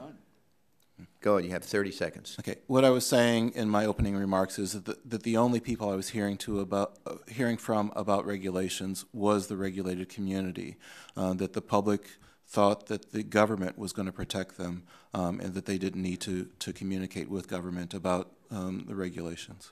Thank you, Dr. Mitchell. We recognize Mr. Waxman. Thank you, Mr. For 5 Chairman. minutes. 3 years ago, Dr. Patrick Michaels testified before the Energy and Environment Subcommittee that widely accepted scientific data has overestimated global warming and that regulation enacted in response to that data could have a very counterproductive effect. In the CV he provided the committee, he provided what appeared to be a comprehensive list of all of his financial support, over $10,000. After the hearing, we learned that Dr. Michaels had omitted information about his advocacy group called New Hope, which apparently attempts to rebut the prevailing consensus on climate change science. Further, Dr. Michaels did not disclose financial support he received for New Hope from energy sector supporters, including Tri-State Generation and Transmission. When Representative Welch, then a member of this committee, asked Dr. Michaels to clarify the record, he failed to give a clear answer. It's important that we learn about his discrepancy and find out if Dr. Michaels was misrepresenting himself in an unbiased research, as an unbiased researcher, if in fact he was receiving significant support from energy companies and polluting industries for advocacy work. On Tuesday, I sent a letter to Ms. Waltz, asking her to come prepared to answer questions about any past or current arrangements Tri-State has or had with Dr. Michaels, New Hope, and any other affiliated organization. Ms. Waltz, according to an affidavit Dr. Michaels filed in federal court, Tri-State provided Dr. Michaels' advocacy group $50,000 in 2006 to work on climate science issues. That's correct, isn't it? Congressman Waxman, I received your request late Monday in the day. I was in a meeting, but I needed to leave the office quick. But what I did is actually Googled Dr. Michaels because I had never heard of him, and I wasn't quite sure what the relevance to my testimony was here today. My question is, what about your company? I want to know whether Tri-State funded Dr. Michaels, his advocacy firm, or affiliated organizations before or after 2006 to work on climate science issues. Can you detail this funding history for the committee? Based on the timing of your request, I have not had time to research this and bring forward information. Will you get us that information for the record? We are looking at your request, and we will bring a response to you as appropriate. His affidavit, Dr. Michaels' affidavit, also states that Tri-State, quote, requested that its support of $50,000 be held confidential, end quote. Do you know why Tri-State requested that its funding effort be held confidential? I had no personal knowledge of Dr. Michaels or any work he had done with Tri-State. Tri-State is an electric cooperative. It is not an organization that typically funds climate change science research, is it? Will the gentleman yield? No, I want to pursue my question. Will the gentleman yield? I'd like to know no, why the gentleman's this got pertains time. to the hearing. I'm asking my questions. The gentleman has the time. I would caution the gentleman that... Mr. Chairman, point of order. My time is running out, and I don't want to be cautioned, and I don't want to be interrupted. Well, Ms. Waltz... I'll remember that the next time you ask somebody to yield. Gentleman I has ask unanimous consent. I be given an additional minute so I could yield. No, you go ahead. We'll give you extra gentleman time. object. Are you the one who asked me to yield? The gentleman has the time. Use your time Okay. as your time's running. Tri-State's an electric cooperative. It's not an organization that typically funds climate change science research, is it? Tri-State funds Yes or no? R&D. Tri-State funds R&D for carbon management and carbon policy. Are there other climate scientists? Well, these are things I want you to get to us. Are there other climate scientists that Tri-State funds? Can you provide information about any such activities for the committee? Ms. Waltz, $50,000 is a lot of your members' money. What did Tri-State hope to get in return? I want answers to that. I think it's pertinent to this integrity of the testimony we get before the Congress. Your members might be surprised to learn that their money was used to fund an advocacy firm to downplay the significance of climate change. When witnesses come before the committee, they should speak honestly and not mislead the Congress about their intentions or supporters. Ms. Waltz, your information will help us determine whether that was accurate or not. This is not the only incidence of this committee receiving questionable testimony. TransCanada recently testified that the steel to be used in the Keystone XL pipeline would be manufactured at an American steel mill. It turns out that's not the case. Given the information, it's imperative this committee ensure that it's receiving accurate testimony I think that should be of the interest of members on both sides of the aisle. A good place to start would be to further examine Dr. Michael's conduct and determine if he provided false or misleading information to the committee. And I'd like to yield to whoever was asking me to yield. Mr. Gardner, you want to take a little opportunity here? I believe the gentleman's time has expired. Gentleman's time has expired. We recognize Mr. Sullivan's recognized for 5 minutes. Thank you, Mr. Chairman. I have a question for Mr. Shoup. In your testimony, you indicated that OG&E's current capitalization is $5.5 billion, and its annual operating revenue is $3.9 billion, and that to purchase the scrubbers that EPA's Regional Haze Federal Implementation Plan would require would cost an additional $1 billion or more. Do I understand your testimony correctly in saying that you don't want to commit to that $1 billion or more for scrubbers because other cheaper alternatives to attain the regional haze objectives exist, and because you want to first know whether or not other EPA regulations such as Utility Act are either going to compel the investment in scrubbers or other alternatives? And if so, do I understand that you are really saying that it is for a utility your size, are really saying that at a utility your size, it is imperative to be able to determine a comprehensive strategy for complying with all EPA regulations in order to invest efficiently and not wastefully? Do you think that EPA's decision to issue a federal implementation plan to Oklahoma for regional haze is reflective of the executive order's directive to adopt the most cost-effective approach to attainment of environmental objectives? Well, thank you. And, you know, $1 billion for OG&E is a lot of money. And that's just the capital end of things. There's also annual O&M, which is going to be north of $100 million every year to go along with those scrubbers. So it's a lot of dollars. And we'd like time to investigate alternatives. We're looking and studying dry sorbent injection technology, which is largely untested. There's a lot of things that we need to check. We need to run tests, and it could be that that is a much cheaper alternative than the scrubbers, but we need time to test it. And the clock is running on not only regional haze, but also these other rules as well. So I think that the EPA, if they were to combine some of these rules, instead of keeping them in silos and allow us to address them holistically, I think we can achieve compliance probably in a much cost-effective way, much more cost-effective way.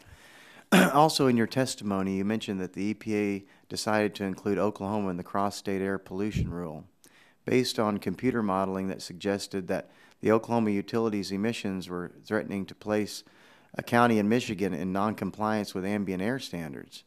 Prior to this revelation by EPA, did the agency ever make such a claim of Oklahoma's emission impact with any Michigan county? You know, originally OG&E, Oklahoma was studied, and it was determined that Oklahoma was impacting Texas. And then in the final rule that came out with Casper, Oklahoma was omitted from that final rule, and they came out with a supplemental rule and changed their mind and said that Oklahoma was now impacting a county in Michigan, which currently is in attainment, by the way. So we've got serious concerns about that modeling. We've got serious concerns about the science behind it. It's just illogical to us that we could be impacting that lone county and nothing in between. So we really have some serious concerns. We filed comments with the EPA on those modeling assumptions, and we hope that that we get some more answers. It'd be funny if it wasn't so serious, wouldn't it? Yeah. Thank you. Gentleman yields back the balance of his time, and Dr. Burgess is recognized for 5 minutes. Thank you, Mr. Chairman. Mr. Posner, I really appreciated the interactions you had with Ms. DeGette about the board being required in the restaurants. My pizza restaurant in Louisville, Texas, a Domino's, is generally just walk-in business or carry-out or delivery. And they're going to be required to put one of these big boards up. As you mentioned, there's some expense involved. All of the information is available online. I can get the information should I so choose. I generally don't. But to have it up on the board in the restaurant when, in fact, most of his carry-out business or delivery really makes no sense, though people should go online and check the individual nutritional information, though I promise you I've never done it myself. Dr. Mitchell, I appreciate you being here. I appreciate what your organization has meant over the years. Mr. Chairman, if I could correct my colleague, Lee Terry, when we take a history, Well, the first paragraph is the HPI, History of Present Illness, correct? That's correct. And the line preceding that is CC, or Chief Complaint. That is, we elicit a complaint from a patient, and then we try to help them, unlike lawyers who just never try to help anybody. Okay, that being aside. I will not comment on that. Well, but then, you know, we had Mr. Waxman talk about the truth in testimony, and he made a pretty genuine plea for that. So let me just ask you, on the second page of your testimony, you talk about diethylstilbestrol. Yes. I'm not sure, though, that what you've got in your testimony is entirely accurate, because diethylstilbestrol was approved by the Food and Drug Administration in 1947 for the treatment of habitual miscarriage. I'm an OB/GYN physician by training. I trained in the 1970s, so of course we were the recipients of the problems visited upon the children of women who had taken diethylstilbestrol. And in fact, in the 1970s, the Food and Drug Administration rescinded its approval for treatment of preterm labor. I think it was 1971. Diethylstilbestrol, interestingly, persisted in medical practice. In fact, in the early 70s, up until about 1975 or 1977, was widely used as postcoital contraceptives. Now we are all, no one on this committee remembers that. We're all familiar with Plan B and the attempts to make that go over the market. People ask me, how can you, or over the counter in the market, when people ask me, how can you oppose this? Because this is something that's helpful for patients and helpful for women. But I do remember the days when it was routinely, with diethylstilbestrol was prescribed for that, and in fact harmed pregnancies that then continued after the regimen of postcoital contraception was given. And in fact, I don't know that it ever worked that effectively. So I would like at some point for you, give you the opportunity to correct your testimony. I think it's thalidomide to which you refer, but diethylstilbestrol, in fact, was approved by the Food and Drug Administration actually for several indications over the 50 years of its existence, and may even still be available today for prostate cancer. I'm not entirely certain about that because that was not my field of practice.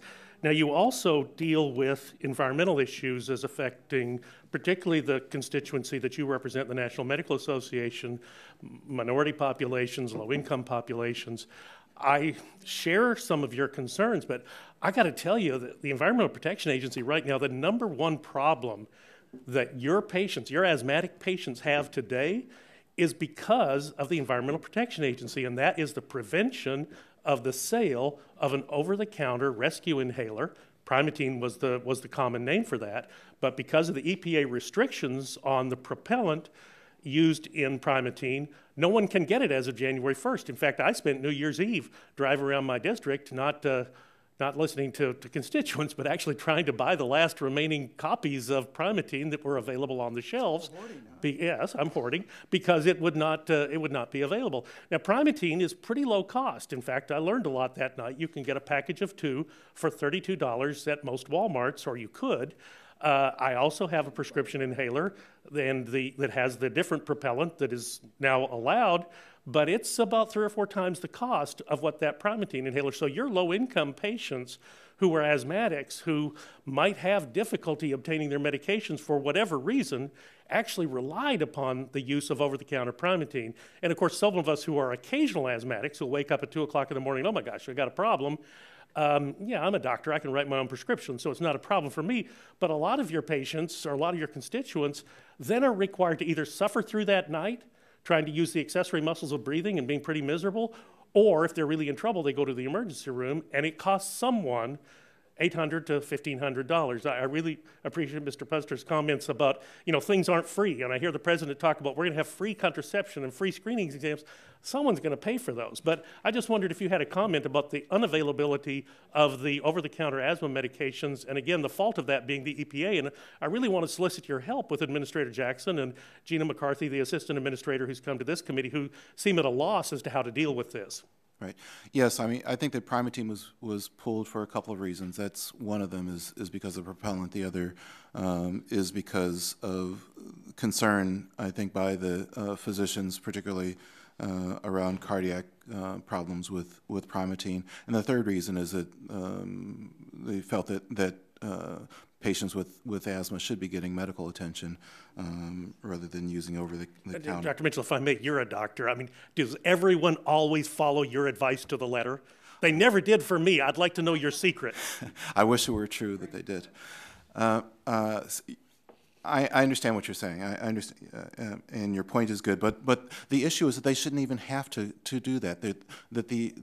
We know that ozone increases the amount of asthma attacks. We know that particulates increase the amount. I of know asthma my attacks. time's expired. I've been an asthmatic since the 1950s, and I submit to you the environmental situation was different in those days. I still had the disease. So, Mr. Chairman, with that, let me yield back to the committee. Gentleman's time has expired. Mr. Bilbray from California is recognized for 5 minutes. Thank you, Mr. Chairman. Mr. Chairman, let me apologize to the committee because, you know, this sort of just brings me back to the good old days of the 80s. And I was sitting as a regulator for a county of 3 million. And we had the what was it, the fetal alcohol syndrome issue.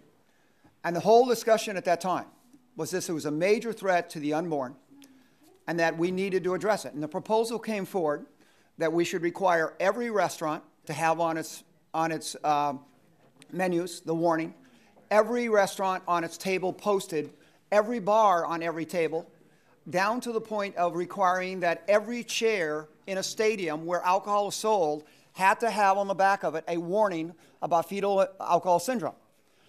And the perception was, and Doctor, I'll bring this up, was that if we did not implement these rules, we were going to damn generations to this terrible problem. And that if we really cared, we had to do this. I was just in my 30s at that time and sitting as a county supervisor. And frankly, I said, look, guys, in a bar, there's only one place anybody reads anything, and that's the back of the restroom door. And everybody laughed. How many years later, where do we put our warnings for fetal alcohol syndrome? And why does that mean that we don't care about the issue, that we didn't post it everywhere, anywhere that was originally proposed? And the reason why I bring this up, Mr. Chairman, just because you care isn't enough. When we do regulations, we've got to not only care, but we've got to be smart a way we apply. Wouldn't you agree with that, Mr. Mitchell? Yes, Doctor? yes, I would. Okay, well, let me give you an example. We keep talking about stationary sources here. And coming from California, don't you agree that one of the dirty little secrets is that mobile sources are a major contributor to ozone and air pollution and greenhouse gas problems? Yeah, ozone, yes. Transportation and mobile sources are in addition to the stationary. Okay. All the time, Mr. Chairman, that we hear about, is there anybody here from a non-attainment area? Okay. Now, you know, Doctor, that if you allow one industry to pollute under a non-attainment area, that means somebody else has to reduce it to stay within the air bubble of the attainment area. I keep hearing all this talk of what businesses and small businesses have to do. But at the same time I'm seeing that, this committee who claims, and a lot of people who claim to care about these air pollution issues, ignore studies coming out of Florida and Kansas that show that 22% of the emissions coming out of mobile sources can be tracked to inappropriate traffic control, not by the private sector that creates the jobs, but by the public sector that puts up stop signs because yield signs don't work, don't want to use roundabouts, don't want to synchronize traffic signals.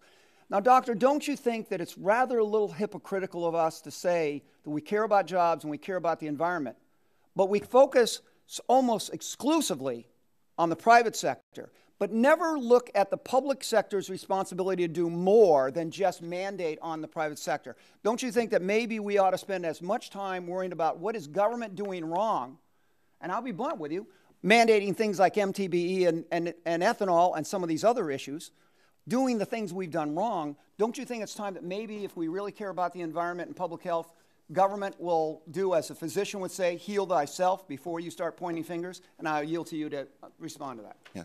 Yeah, I mean, I think that it's important that we look at all of policy, and particularly, obviously, you as a Congress have a lot of responsibility for that.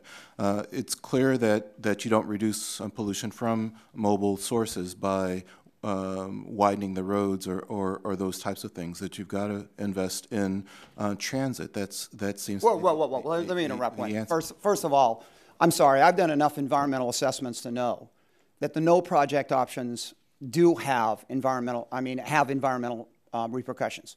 that not widening a road does have environment. And so, Doctor, when you say that, I ran a transit system too, and I understand the benefit there. But I think that too often you just moved over a line that does not reflect the reality of science. I mean, we've got, and again, let me just say, there's a flip side too. And I'll say this to you.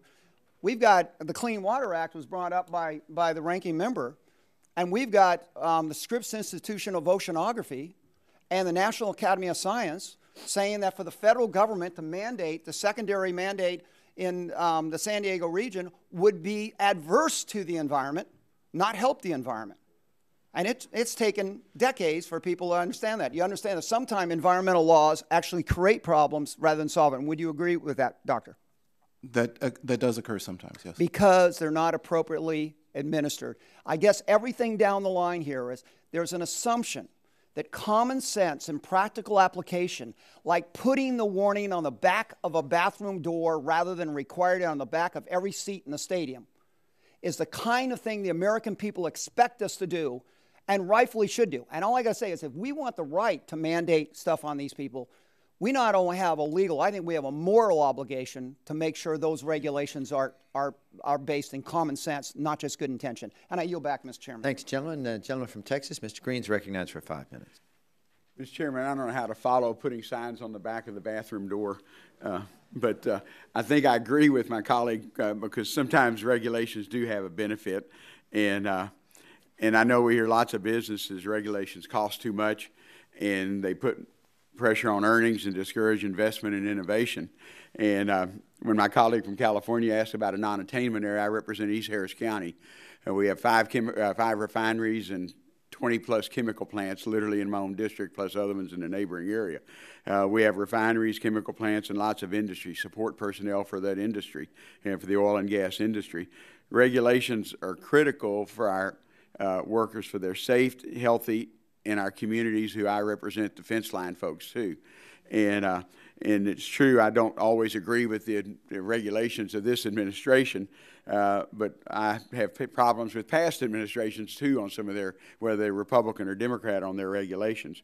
And I know with talking with the constituents that the public cares a great deal about benefits that come from good regulations. And I'll give you an example. The Clean Air Act in the Houston Ship Channel. When I was in college in the 60s, you could actually light the water in the Houston Ship Channel. And nowadays, our plants for the last 15 years is on their intake of water has been actually getting live fish and crabs. We still don't want to eat those crabs and fish, but they're alive. And in 1960, they weren't. And so there are benefits. Now, there's reasonableness on regulations, whether clean water or clean air. And sometimes we have a problem, and I know I have disagreements on probably a dozen issues with the EPA during this recently in the last year and a half or 2 years. But sometimes they're good issues. Mr. Shoup, you and I have worked and shared a great concern over clean air regulations. And I have to admit, Texas is kind of like Oklahoma. We won't have to have an interpreter to talk to each other.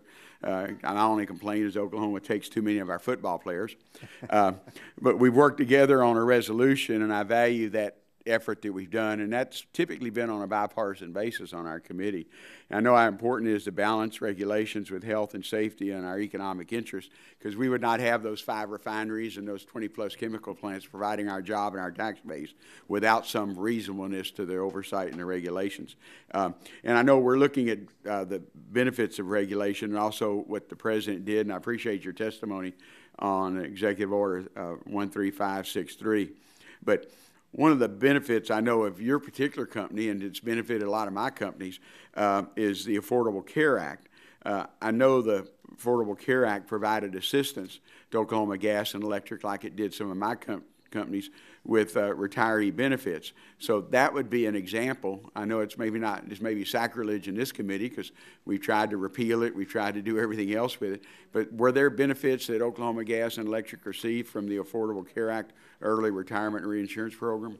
I'm actually not aware of that benefit, but if we received it, I'm sure it was appreciated, but I have no knowledge of that. Okay. Well, you might check, because I understand you received about $700,000 for the program, and believe me, that helps some of my constituents in our district. Mr. Williams and Dr. Mitchell, do you have anything to add to some of the benefits, important regulations on individuals and companies? Yes, I mean, obviously, companies rely on having a healthy workforce.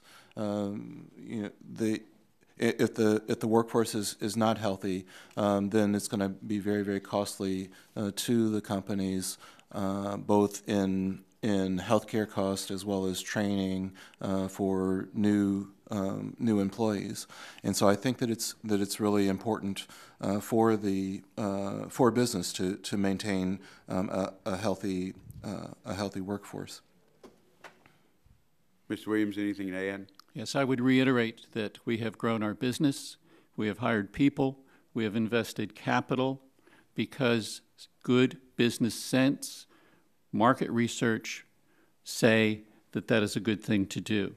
We know regulation costs money.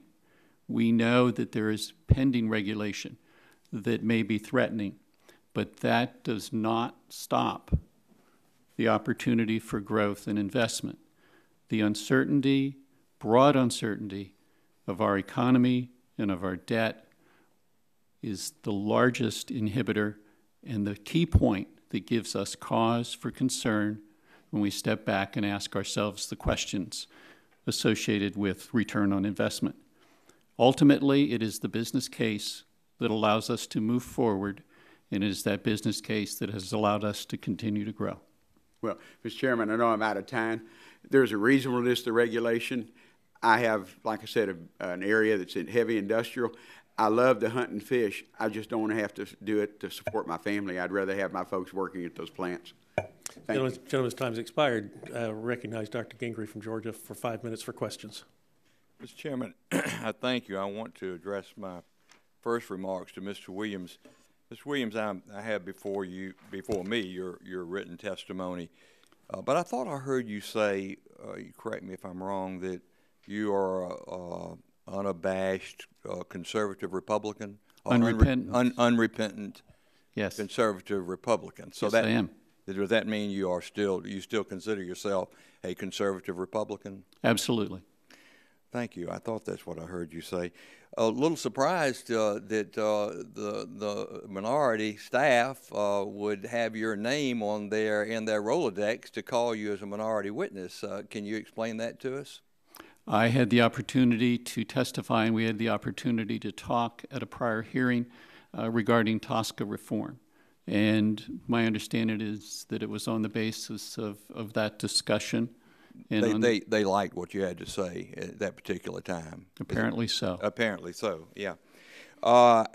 In your written testimony, I'm looking, Mr. Williams, on the second page, the back of the first page, I guess, and you say, increasingly the cause of cancer and diseases such as autism, Parkinson's, and other illnesses are being linked to chemicals of concern. And yet we struggle to reform decades-old legislation in regard to autism. Can I ask you this? Are you thinking of or referring to this controversial issue about mercury and the preservatives of childhood vaccines? Is that what you're thinking? I am not an expert in that area. We've done a fair amount of research to try to understand the market demand for materials made with safer chemicals. And in that research, reading publications by Safer Chemicals and Healthy Families, by the Autism Association that's a part of Safer Chemicals and Healthy Families, it is from that. Yeah. So in regard to that, this about struggling to reform legislation, do you have any legislation particularly in mind in regard to that entity, autism and mercury and the preservatives, of which, as my understanding, of course, has been removed, but what kind of legislation did you have in mind in regard to that? Regarding the TSCA reform legislation? Well, I was specifically referring to autism. Yeah. I have none particularly in mind. Okay. Well, thank you, Mr. Williams. May I get a chance to answer that question? Dr. Mitchell, I'm coming right to you. Okay. And you can answer that in addition to my other questions, but I'd like for you to answer my other questions first. I'm reading your testimony, and in regard to the issue of diethylstilbestrol, DES. And hold on just a second. Let me ask the question, and then you can respond.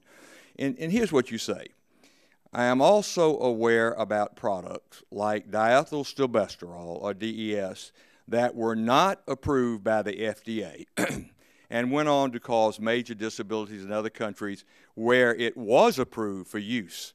Now, that's your statement, and you go on to say that generations of Americans were protected by FDA's prevention of this drug from coming to market in the United States.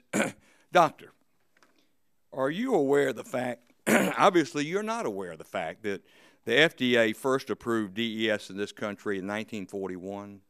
There was an error in my testimony. There obviously is an error in your testimony, and we all are subject to making errors, and I think the chairman, Dr. Burgess, is giving you the opportunity to revise and extend your testimony. But you know, the thing that really bothers me about all of this is the first paragraph on the second page of your testimony, and you say, I was previously on a U.S. Food and Drug Administration advisory panel. You were an advisory expert for the FDA, and you didn't even know that they had approved DES for use in this country in 1941? I meant the thalidomide. Well, obviously, and I can understand. I appreciate your answer, but it is a little bit disturbing, Mr. Chairman, when witnesses are called before this committee as so-called experts, whether for the majority or the minority, and you know, something like that, a mistake like that, makes me feel that the whole testimony from Dr. Mitchell is worthless. And I just, if the other side wants to talk about that and ask Dr. Mitchell to explain in more detail, they'll have the opportunity to do that. And I yield back. Gentleman's time has expired. Recognize the gentleman from Colorado for 5 minutes for purpose of questions. I thank the chairman for the time, and I thank the witnesses for testifying today. And I would just, Mr. Chairman, ask that perhaps maybe we could get some clarification from Mr. Waxman that Ms. Wall's testimony wasn't anything but truthful. I think there's it may have come across as he was impugning the witness here, and I don't believe that that's what he was trying to do, but I would just like to perhaps get that clarification from Mr. Waxman.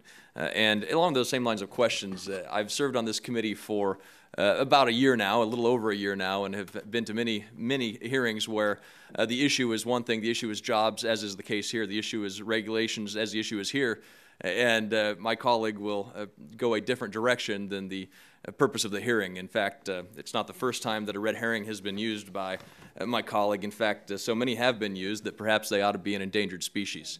But I would like to talk a little bit, Ms. Walls, about some of your testimony, and specifically the regional haze issue. In your testimony, you note that Colorado's regional haze SIP has cross-spectrum support and bipartisan support. Can you explain this collaborative approach? Yes. When we went through the state hearing to put the rule in place, the environmental community was represented, and a number of environmental organizations as well as utilities and the state. And we came up with a negotiated agreement that all parties agreed to and said this is the best way to go, this is good for Colorado, this is reasonable progress. Well, and thank you. And I would like to submit for the record letters from Governor Hickenlooper, Senator Udall, Senator Bennett, as well as the Colorado Congressional Delegation, the Speaker of the House, in support of Colorado's SIP. For the record, if I could, Mr. Chairman. And would you please explain to me, Tri-State, what did you agree to do in your SIP? We agreed to put on control technologies at the Craig Station to install a selective catalytic reduction on one of the units, and then to emissions on the other two. It's implementation. It's a $330 million investment in controls. And that investment, as you said, was, you're a not-for-profit operation, and so that investment will be, in turn, paid for by your members. Correct. That's true. And in your testimony, you had stated several different things, including EPA requirements that may require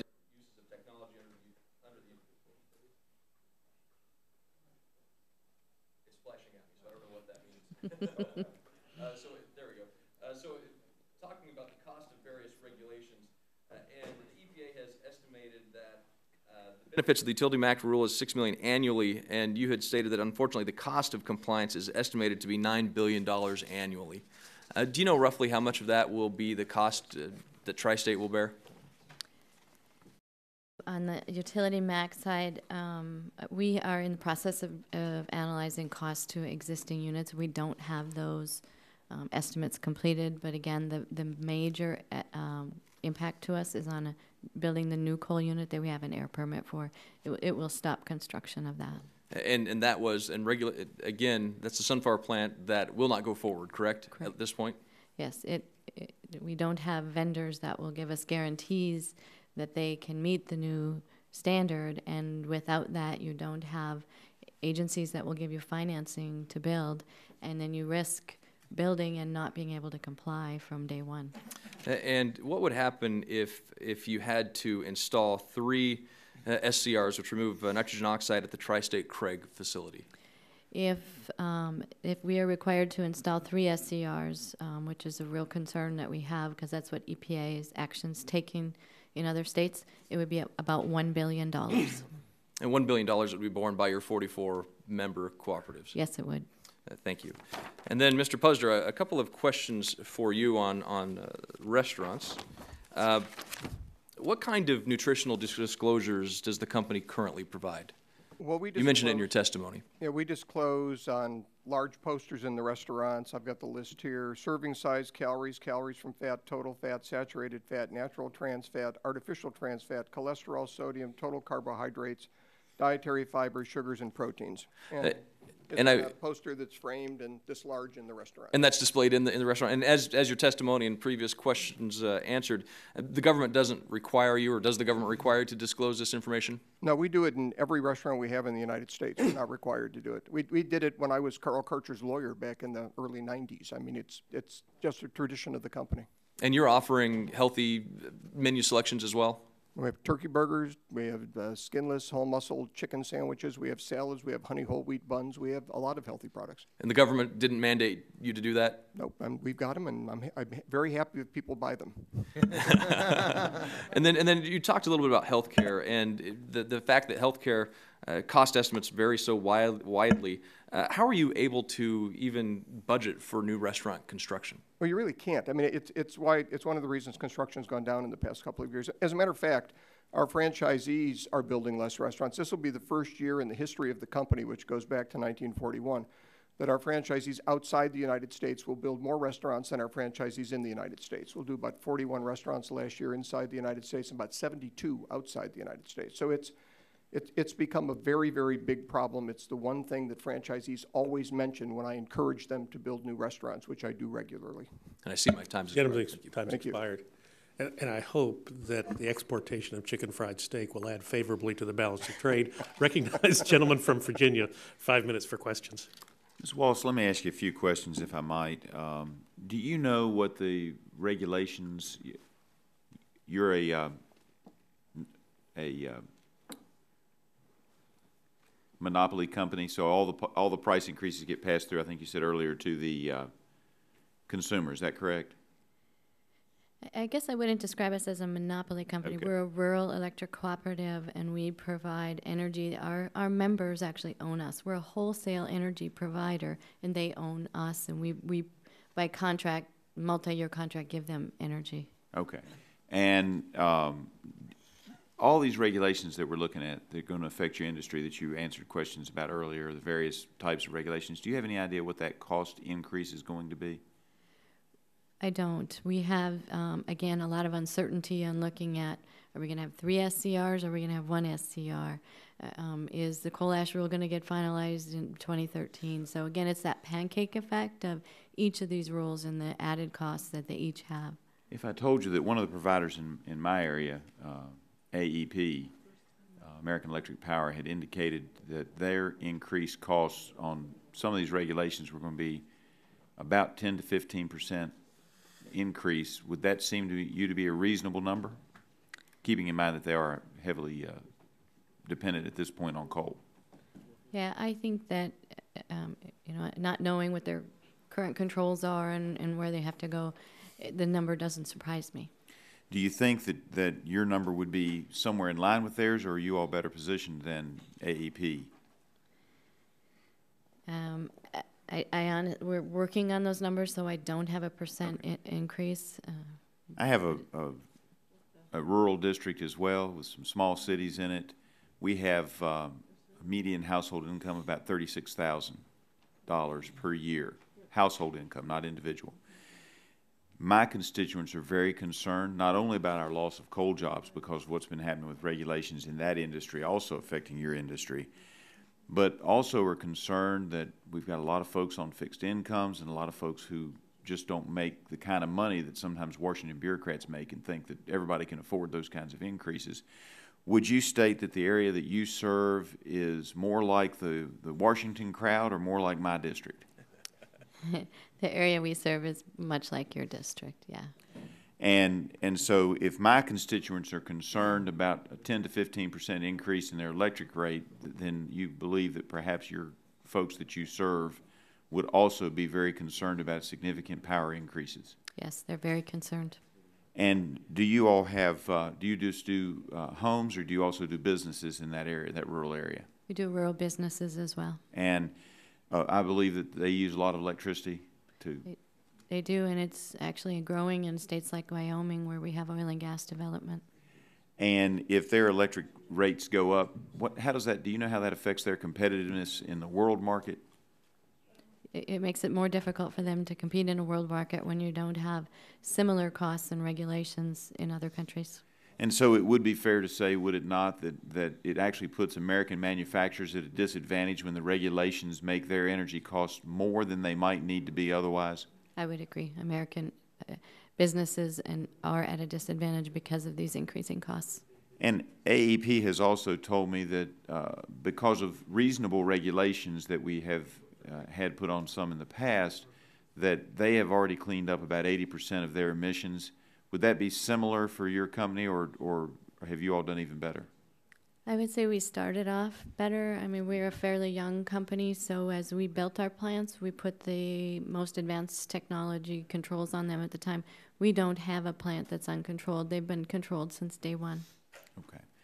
And so a large part of the problem, although we can always do better, but a large part of the problem has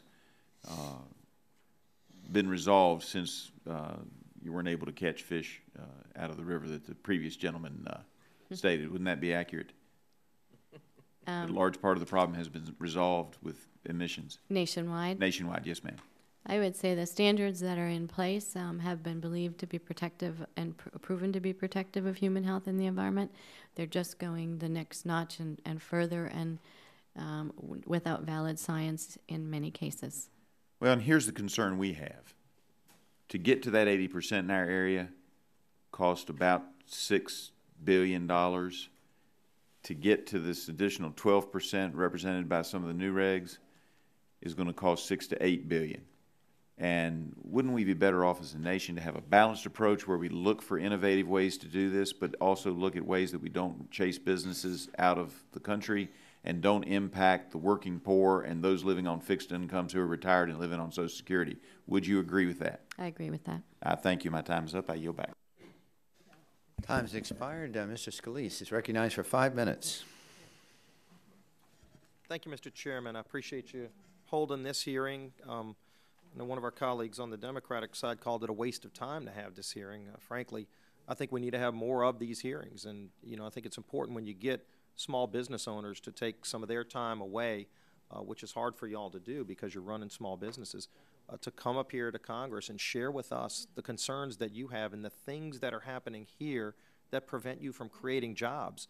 I think that's one of the most valuable things we can do here. So I would strongly disagree with the statement that it's a waste of time to do this, because I know as I go throughout my district, meeting with small businesses of all types and walks of life, I hear the common theme from them, it seems like every day, is it's the policies and the regulations and the laws coming out of Washington that are their biggest impediment to creating jobs.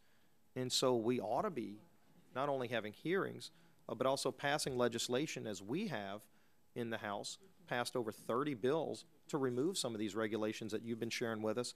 And you know, I think we're going to be getting other ideas from some of the things you're talking about, as well as more of the rules that continue to come out, unfortunately, that show us things that we need to do to continue to try to allow for job creation out there and stop some of the radical stuff that's coming out of Washington. So I appreciate you first for taking the time out of your schedules to come in here and share these stories with us, because I know I read the Small Business Administration had done a really important report, the impact of regulatory costs on small firms. And they released this in September 2011. And Mr. Scalise, just if you yield for 1 second, your point is exactly right. I ran a business.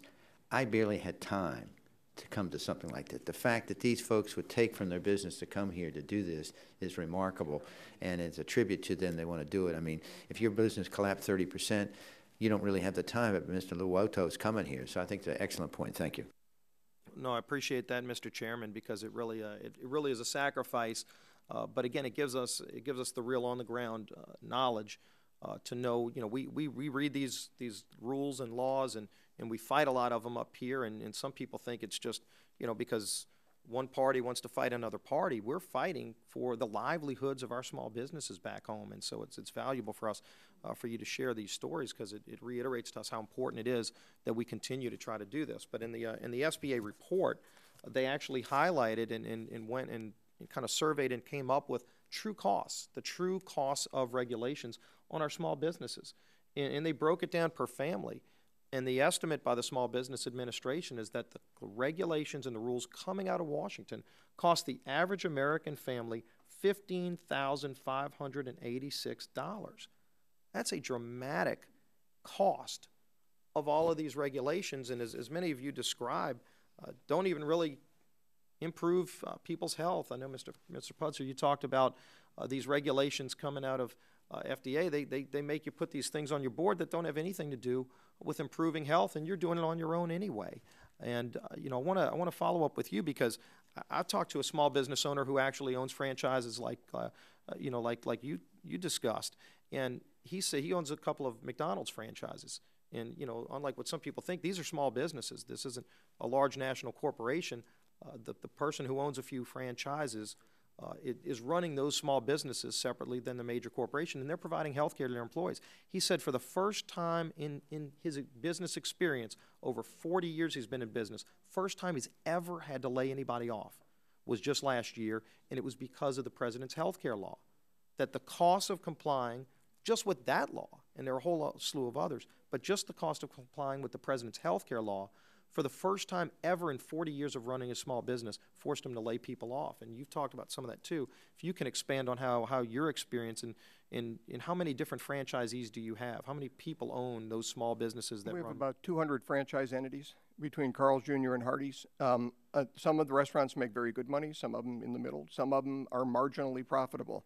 The marginally profitable restaurants will close. The health care costs will drive them over the edge. We are going to have to reduce hiring. We're going to have to take full-time employees and make them part-time employees. We are going to have to automate positions. I like personal service, and these kiosks that they have, where the kids are much better at it than I am. They can go in and order on the computer screen like an ATM. Right now they're kind of cost prohibitive, but the reality is that this medical insurance law becomes effective, they may become less cost prohibitive, and we may have to put those in the store. So we're going to have to make a lot of adjustments to try and offset Any idea how many jobs cost. Any idea how many jobs that would cost, just in your experience? No, we have not tried to quantify it. The problem is that the law is very complicated. The regulatory framework is currently very uncertain. So even Mercer Health and Benefits, one of the largest healthcare consultants in the world, and we've used them for a number of years, they have a very difficult time giving us any kind of rational estimate of what the cost increase is going to be. And the first estimate I got was between 8 million increase and 32 million. And I think I finally got them to settle in on a rational number of about 18. But it's very hard to tell where this is going to go. So I really can't give you a number right now. And literally could lead to their closing. Well, again, I thank all of you for your time and coming here and sharing your stories with us. It's really important, and it shows us what we need to keep fighting to do. Thank you, Mr. Chairman. I yield back the balance of my time. Gentleman yields back, and we're going to do a second round here, and I appreciate the witnesses being patient with us as we start the second round. I am going to show a video here, which is Jim Cramer on MSNBC yesterday. It's just about a minute, so if I could have the video and perhaps just maybe drop the lights a little bit, or can everybody see that okay?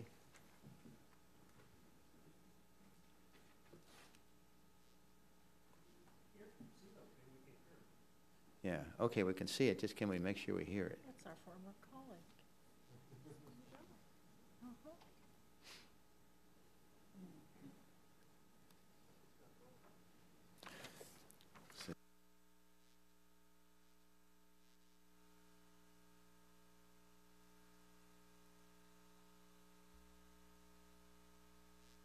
Needs sound here. You know, it didn't work the last time we tried to do it. Has this been tried before? Did it work?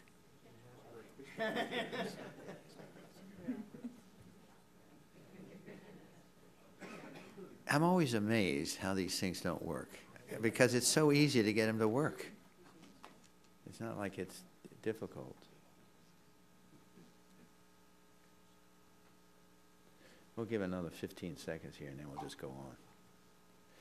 And what's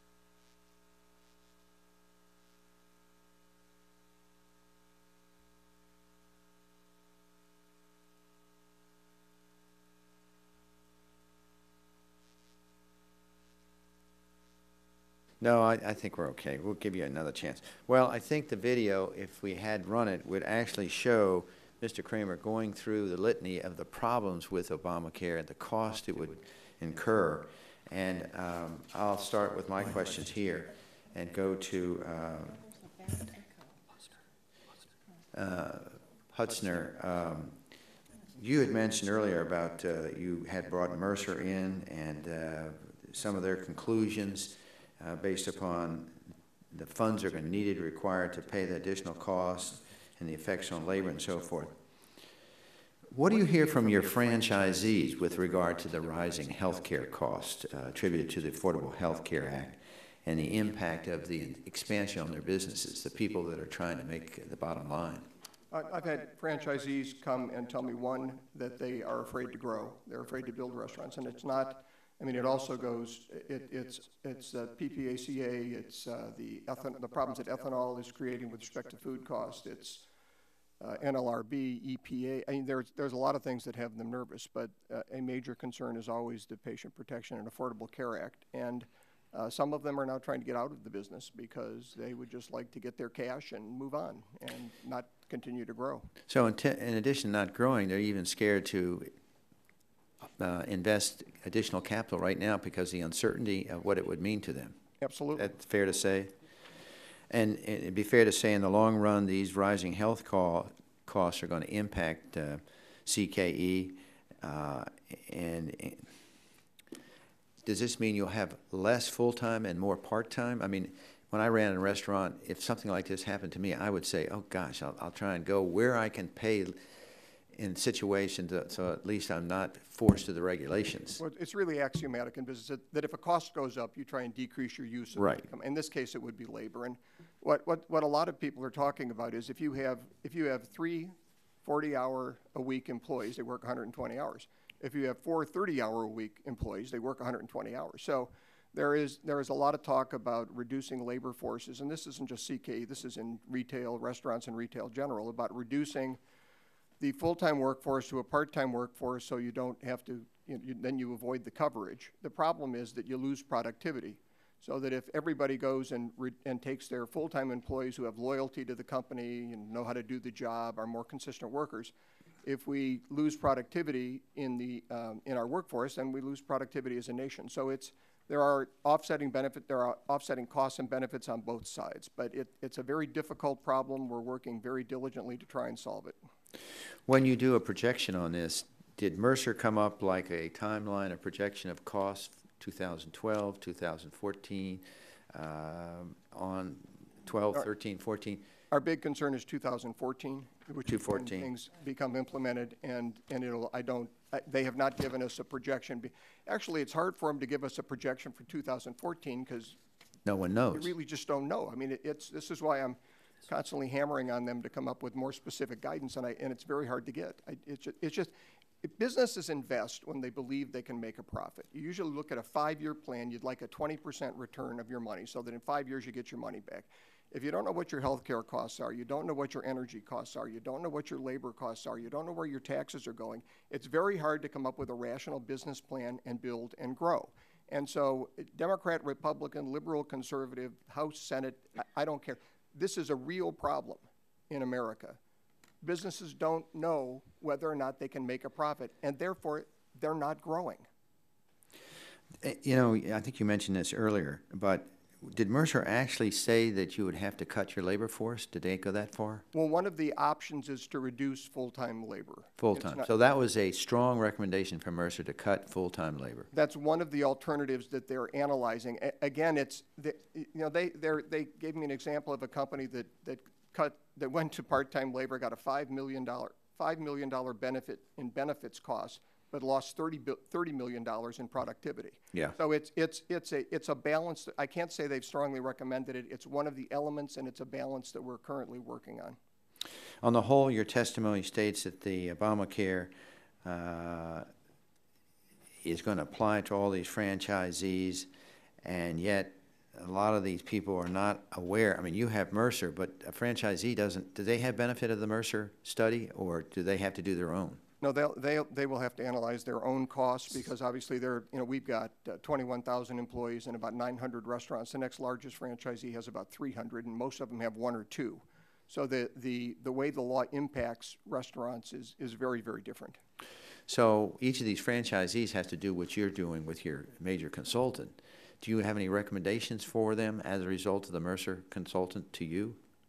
You mean recommendations as to what they should do to cover their health care costs? Right. At the moment, I don't, because I don't even have a recommendation for what we should do. It's just very difficult to figure out at the current time. On that note, I'll end my questions and recognize the ranking member. Thank you, Mr. Chairman. I want to clear a couple of things up for the record to start out with. The first thing I want to clear up is with Ms. Walz, because I've consulted with Mr. Waxman's staff here, and I just want the record to be really clear.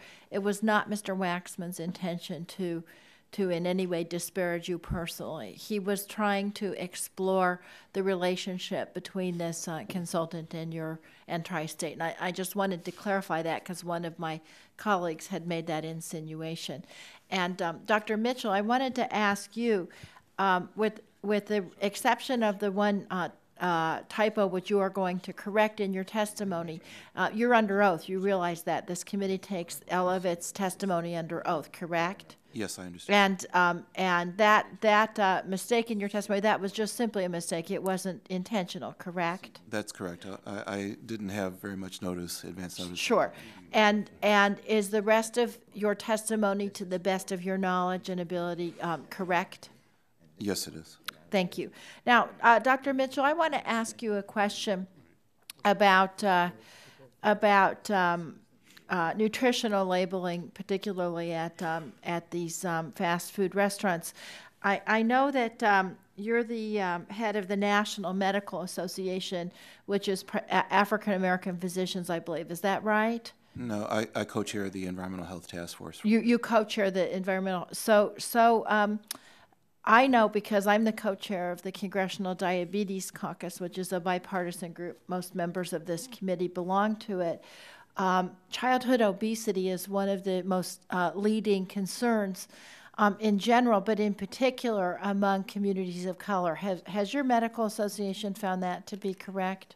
Yes, it's one of the priorities issues that the Medical Association is looking at. Trying to prevent childhood obesity, correct? Absolutely. And is one of the issues in preventing childhood obesity the issue of nutritional labeling of food so parents can know what the appropriate nutritional composition is and the calories and fat and so on? Absolutely. And so maybe your association hasn't taken a position on this, but in terms of you yourself, do you think it's a good idea if a parent goes to a fast food restaurant with their child that they're able to have that kind of nutritional information available to them in a way they can understand it and make an informed choice?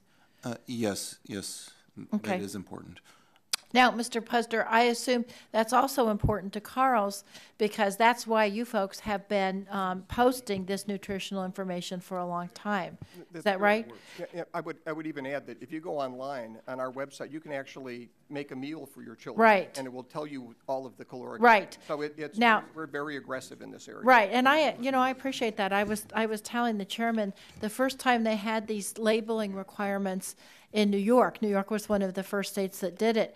I went into a establishment with my daughter, and we were horrified. Some of the things we thought were really healthy were not really healthy, and other things were better for us. I'm sure you hear that from consumers every day. We did, the big surprise in New York was that bagels have the same amount of calories as donuts. Right, exactly.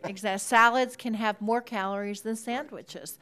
And so unfortunately, though, not every fast food business has taken that kind of forward action that you have. Isn't that right, Mr. Puster? That's absolutely correct. And that's one reason. So I guess what I'm kind of getting at is there are good reasons for regulations that would require nutritional information to be provided to consumers, right? And not only do I agree with that, but I propose in here that we just change the regulation so it's more efficient and more economical. Not that we get rid of it. And I totally agree with you. I as I said in my first round of questioning, so it's not that we should eliminate those requirements. It's so that we should make them reasonable for everybody, right? We can make them cost effective, right, and more consumer effective. Exactly. So I like I say, it's not like the Republicans think we should have sensible regulations and the Democrats think we should just overregulate everything. It's finding that sweet spot. And as I said, I have letters here. We've met with they're Democrats, they're Republicans, they're senators, right, they're members of this House. I feel the same way with Ms. Waltz with Tri-State Power. Is we've worked together as a delegation trying to figure out how these regulations work. Isn't that correct, Ms. Waltz? That is correct. So I just have, now, Mr. Puster, you're not an expert on the regulatory process other than how it affects your business, right? Correct. And so you can't come in and say, Congress, you did make some suggestions, but you can't give us the overall, what the health care regulations should look like or anything like that. I can't, are there really people who can? I mean, it's complicated. Well, I mean, you have to look at each regulation and see right. how, I mean, you can't paint everything with a big brush and say this is good or bad, right? Which is why I was a little concerned with the comments at the beginning about associations, or we're going to try, you do need to hear from us. Right. Yeah. But ultimately, we have to make the decisions. And the rest of you, Ms. Waltz, Mr. Lowoto, Mr. Shoup, none of you all, you know about your industries, but you can't come in and tell us how to make these regulations perfect for everyone. Can you, Ms. Waltz? I can't tell you how to make them perfect, but we've had a lot of suggestions and involvement and comments over making recommendations how to improve them. And we appreciate that so much. What about you, Mr. Shoup? No, I don't think we can tell you how to make them perfect, but we definitely have some ideas on how to do that. On the ones that affect you. Correct. Absolutely. And Mr. Lowoto, same with you, right? Well, regulations are to benefit everybody, and I think that's one of the things that we need to do as business and in working with you is to be able to get them so they work together. Amen. I think you're right. Thank you very much, Mr. Chairman, and thanks again to the entire panel for being here with us today. And let me just do an editorial comment to the ranking lady. I appreciate her reaching out and to try in a bipartisan manner to talk about these issues, and I think that's why I enjoy working with her. And also, I think Ms. Waltz, I think she aptly pointed out that Mr. Waxman, in his opening statement, was moving in a direction that normally you just ask questions about what's relevant, and in this case he didn't. But I respect what she just said, in which she did not mean any harm. In fact, the committee tries to respect the witnesses. But I would say to her in all candor is that when we've had these 8 hearings, we have not heard from the administration that economic impact is the #1 thing they're concerned about. It goes into lots of different things, and so that's why economic impact, particularly for a business, is important. So with that, if the gentleman sure, would yield, I'll yield. Mr. Williams can talk about economic impact and what regulations mean to businesses. If you'd like to have we'll move on to our next question. Dr. Burgess. I appreciate Chairman, for yielding. Mr. Busker, I just had a couple of follow-up questions because your testimony was so compelling as this hearing started out, and your testimony about the increased cost that your business is going to be experiencing as a result of the Affordable Care Act. I thought it might interest you to know that I spent the evening before we voted on the Affordable Care Act in the Rules Committee, and I had a number of amendments that I tried to get made in order. The one I remember best was an amendment to change the title and to remove the word affordable. And you have simply proved the point for me here today that that would have been an appropriate amendment for the Rules Committee to consider, and undoubtedly would have sailed through the House of Representatives had it been allowed to be voted on. But here's the deal. I mean, all of us who were here remember the summer of 2009. We went home to our districts in August. We did our normal little sleepy summer town halls, and our attendance went from a couple of dozen people to a couple of thousand. And people were significantly upset on both sides, but upset about what they were seeing coming out of the then Democratic-controlled House of Representatives. And I will tell you the thing that I heard over and over again, the themes that came through loud and clear to me during those summer town halls was, number one, don't disrupt the entire system.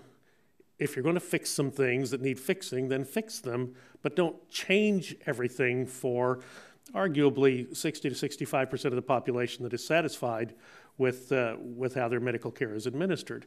And then the other thing we heard was, if you're going to do anything at all, would you please help us with costs? Because we're concerned legitimately about the increasing costs of health insurance and medical care. So my summation is we failed on both fronts. Now, you're not from inside this Beltway bubble. You're from outside. Am I correct in that assumption that we failed in both charges? It would seem at this point that the law does not accomplish those goals. I would have to agree with that.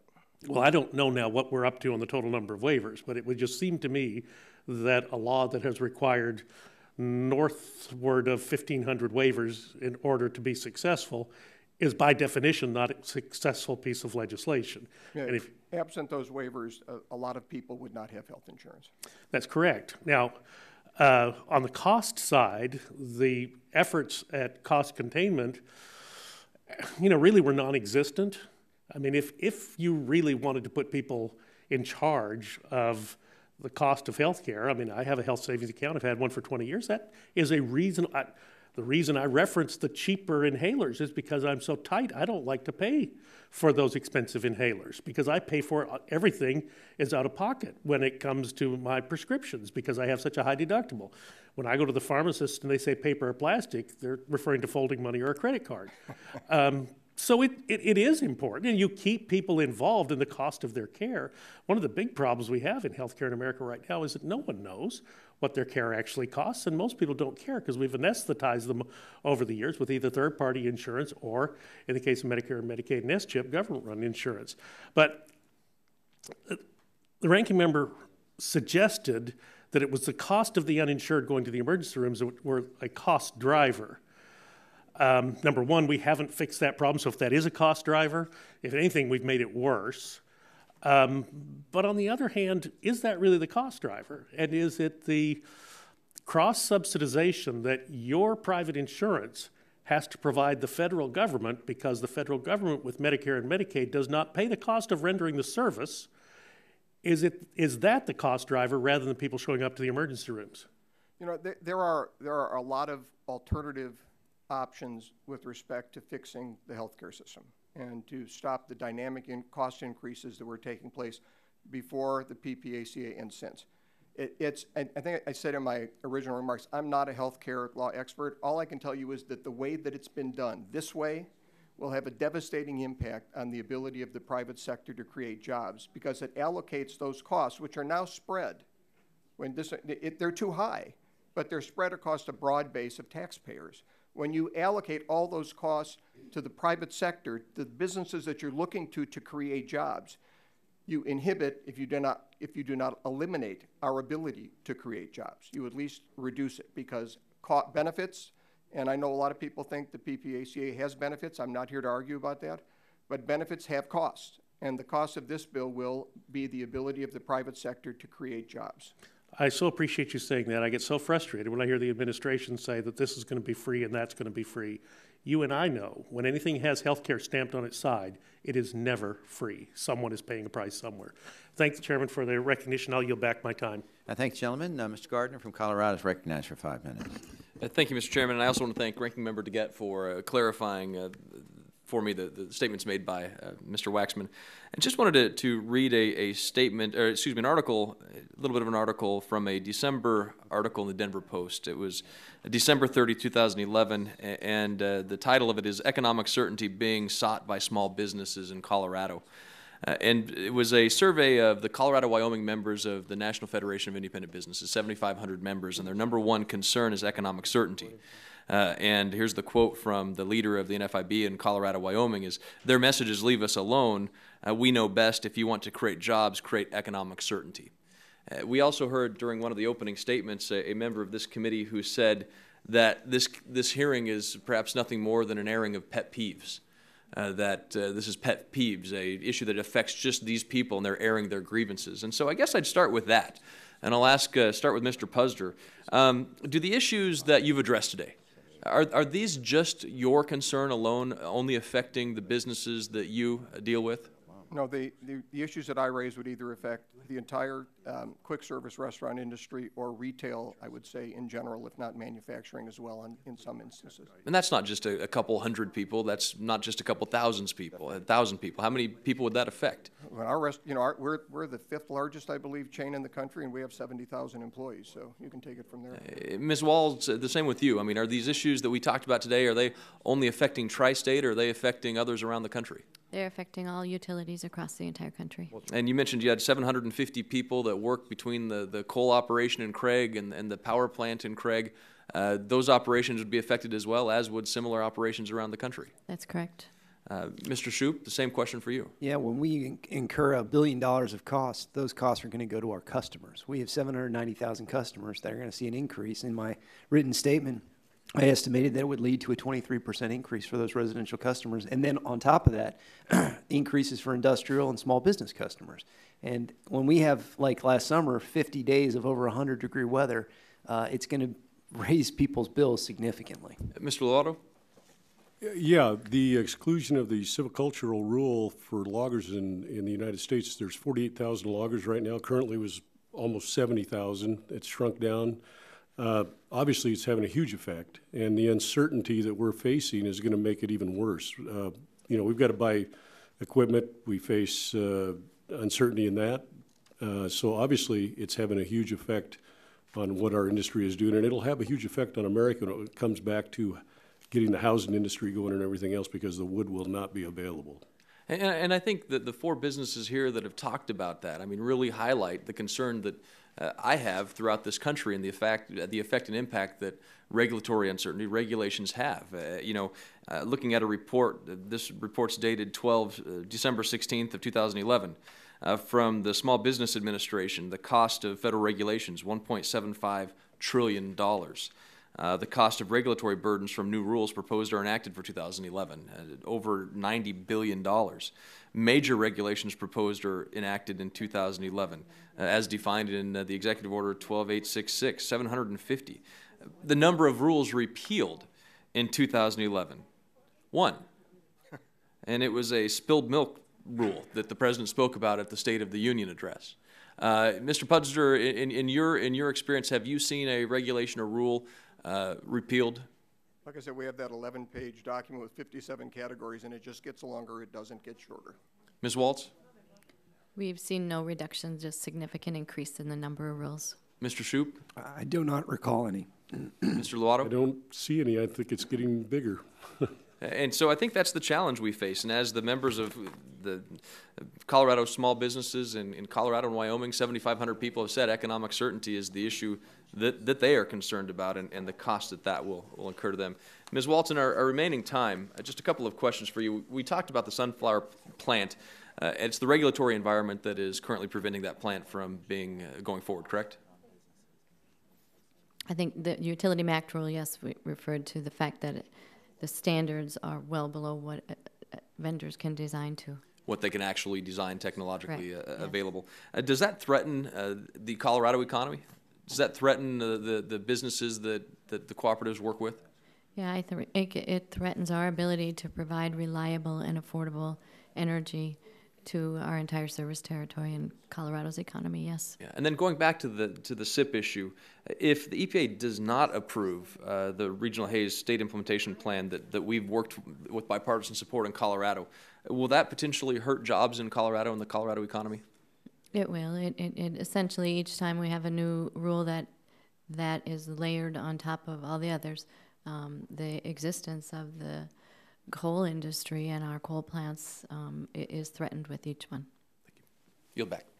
Gentleman yields back. I'm going to have the last word as the chairman here, and I just want to establish once and for all, factcheck.org. It's a project of the Annenberg Public Policy Center of the University of Pennsylvania, citing numbers provided to Congress in 2011 by the Office of Information and Regulatory Affairs, reports that the estimated cost of federal regulation under Obama from the time he took office to the end of the 2010 fiscal year, not including regulation issued by the independent regulatory agencies, was somewhere between $8 billion and $16.5 billion.